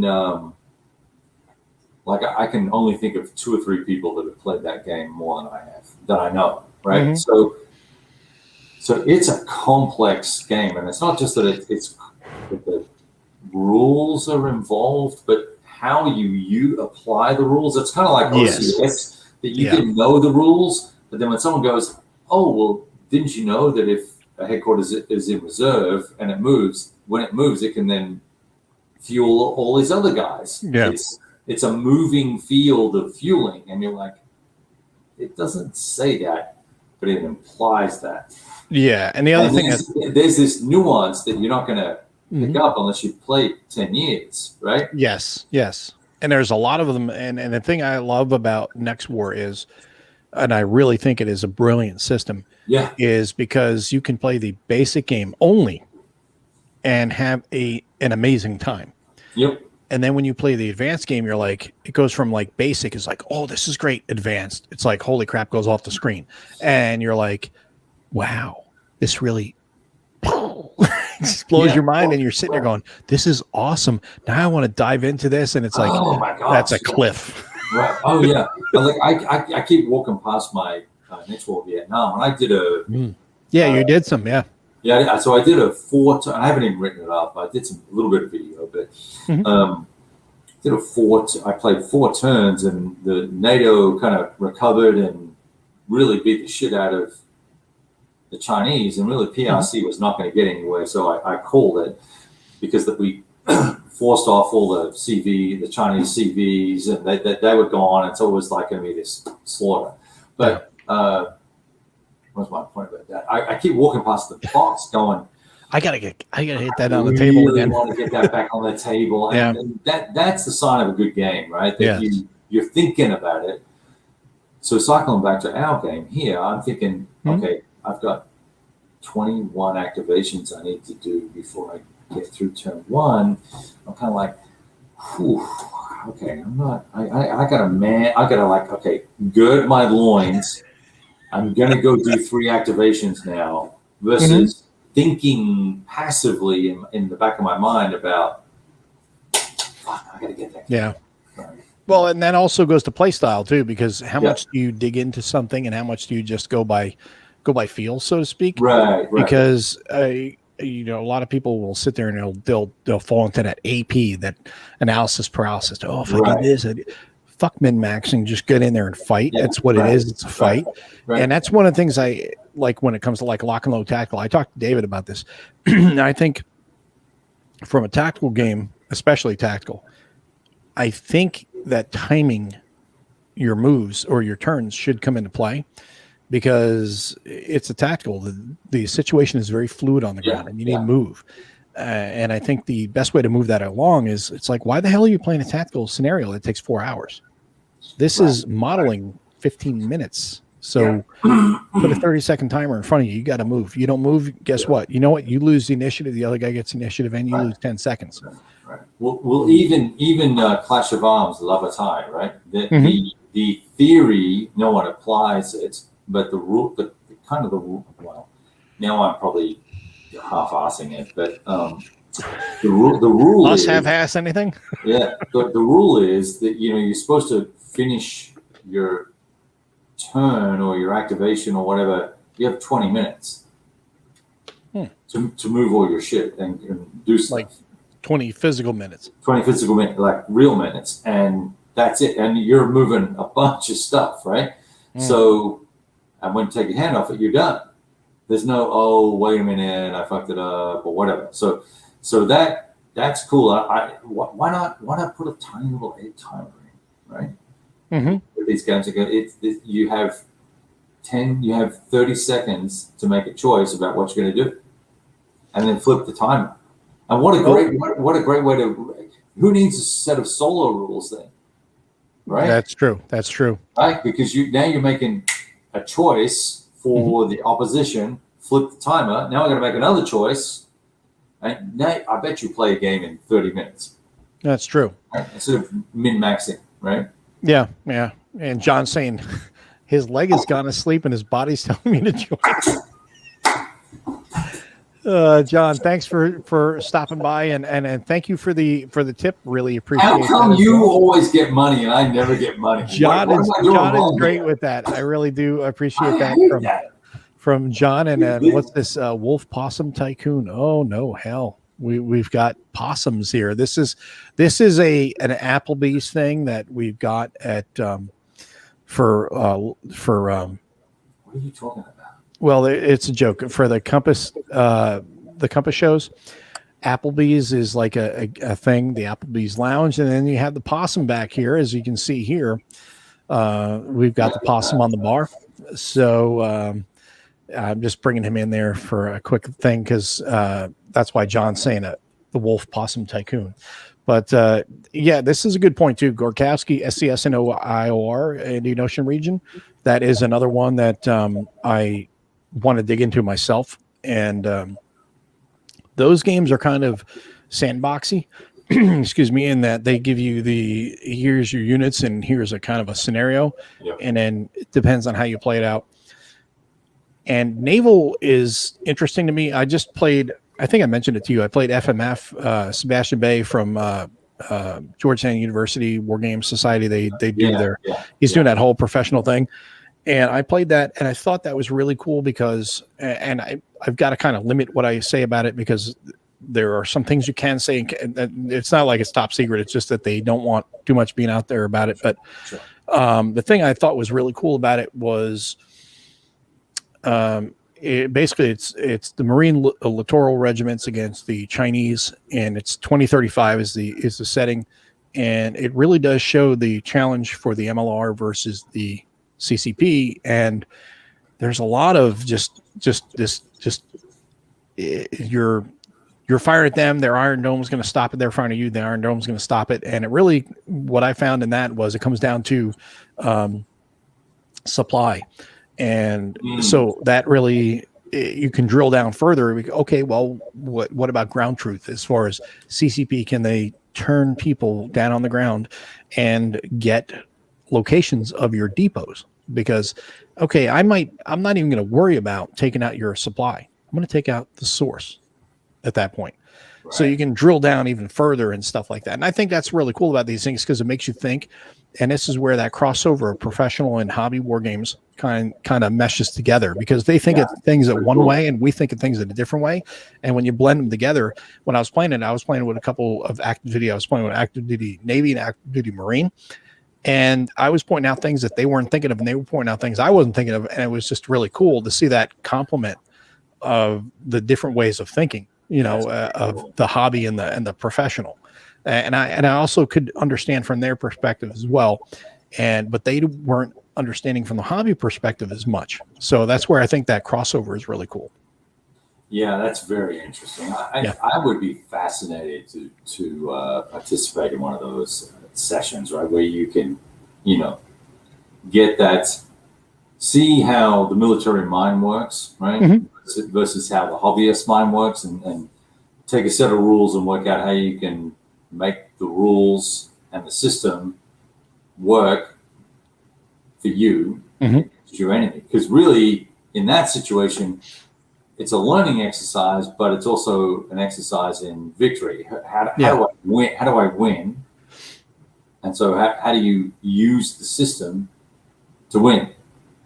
Well, the other thing too that's interesting is this is a design that is, kind of a side project that was to solve the problem that is now being faced by the Marine Corps, which is designing the Marine Littoral Regiment and how they can fight, with their proposed mission statement. Right. So it's kind of neat, and that's where I really I changed from gamer to, I don't want to say analyst, but I had a different mindset when I was playing it, because I was sitting there going, "This isn't a game now. This is real." Well, you're taking a viewpoint. Yes. You're bringing your gamer experience to absorb and grok the rules and apply them, but then the output of that is the analytical of, well, what does that really mean in real world terms to do A, B, or C? Remember the lady we spoke to, was she Polish or? Oh, yeah, Natalia. Natalia, right? Yeah. Fascinating, right? That she's looking at that type of structure and using war games to drive analytical assessments of current events or future potential conflicts. We got to bring her back. I want to bring her and Sebastian in. I think that would be great to have them come in, because we can talk about just this, where we're talking about, hey, here's our perspective and here's your perspective, and let's kind of tie them all together. Because Natalia, I know you're not on Twitter anymore, but Natalia was talking recently, and I thought this was really cool. She's involved in a tailing exercise where she's going to try to evade somebody tailing her. No way. So people were posting all sorts of ideas up as far as to how to evade things. And I says, well, think outside the box. Number one, bring other people into it. Have somebody as your front and rear security, and have them notice who your tail is and let them play interference. At the same time, why don't you go into a bathroom stall and then change your appearance, and then get a stroller with a baby doll in it, in the baby stroller, and walk out of there, at an airport or train station or something like that. Change your appearance, change your gait, everything, So it's a really cool thing. And that's the thing I think is really cool and I'm jealous of these people that do these war game exercises. They get to do some really cool stuff to analyze these things. I think it's pretty neat. I was like, damn, I want to do that for a living. Pay me to do that. Totally. Oh, Jeff's out. He's out. Okay, yeah. Well, we've been going for a while. We've been going for 3.5 hours. That's a long night for us.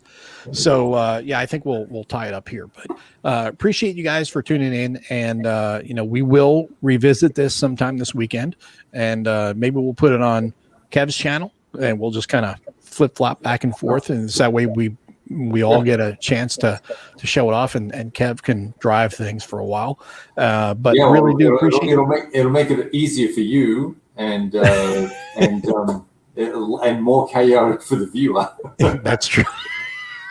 It'll be fun though. It'll be fun. But yeah, we want to see if we can get some answers to the questions we had, and then also make sure we're doing it right for fun, as well as making sure we're giving you the right information. But we appreciate you guys tuning in. We appreciate you guys sticking with us the whole time. And like I said, it's plenty of whiskey and plenty of war games, and hopefully we'll do this more often, because I really like the idea. We've been talking about it for a while, and now we can finally sit down and do it. I think it would be better off if we had a game that we were both more familiar with, and then we can have a lot of shit talking in with the playing rather than just, hey, we got to make sure we got all the steps. We could do World of War. We could do Lock and Load Tactical. We could. Holy crap! I haven't played World of War in forever. I have to play that again. I'm sorry, I didn't hear that. It's been so long since I played. What is your freaking problem here, boy? Oh, there you go, right there, NATO. Oh, the only problem is the NATO vassal is only about halfway done, so it's going to be yeah. And then Fango says, how long did it take the game to arrive after an order? Well, there was a delay, right, and then it shipped out. And the thing that annoyed me was, freaking thing shipped from Denton, Texas, about 25 minutes away from me. Next and door. It drove over and got it. Oh my gosh! Well, I ended up getting free shipping on mine. Yeah, we did. We all did. Yeah, because of the delay. So. Yeah, so it just was funny that, it's like, damn it, I could have just drove over and got it. But really appreciate you guys sticking with us this long, and we've got 14 people still online, and that's a long night, 3.5 hours. So we'll see you guys hopefully in the next couple of days. Maybe Sunday afternoon, Sunday night. We'll announce it somewhere that we're going to continue on, and we'll hopefully get some information from Vuca to make sure we're doing it correctly. Awesome. Thanks again, guys. Appreciate it. Bye, guys. Always great to hang out with you guys and Kev. So have a good night, guys. See you next time.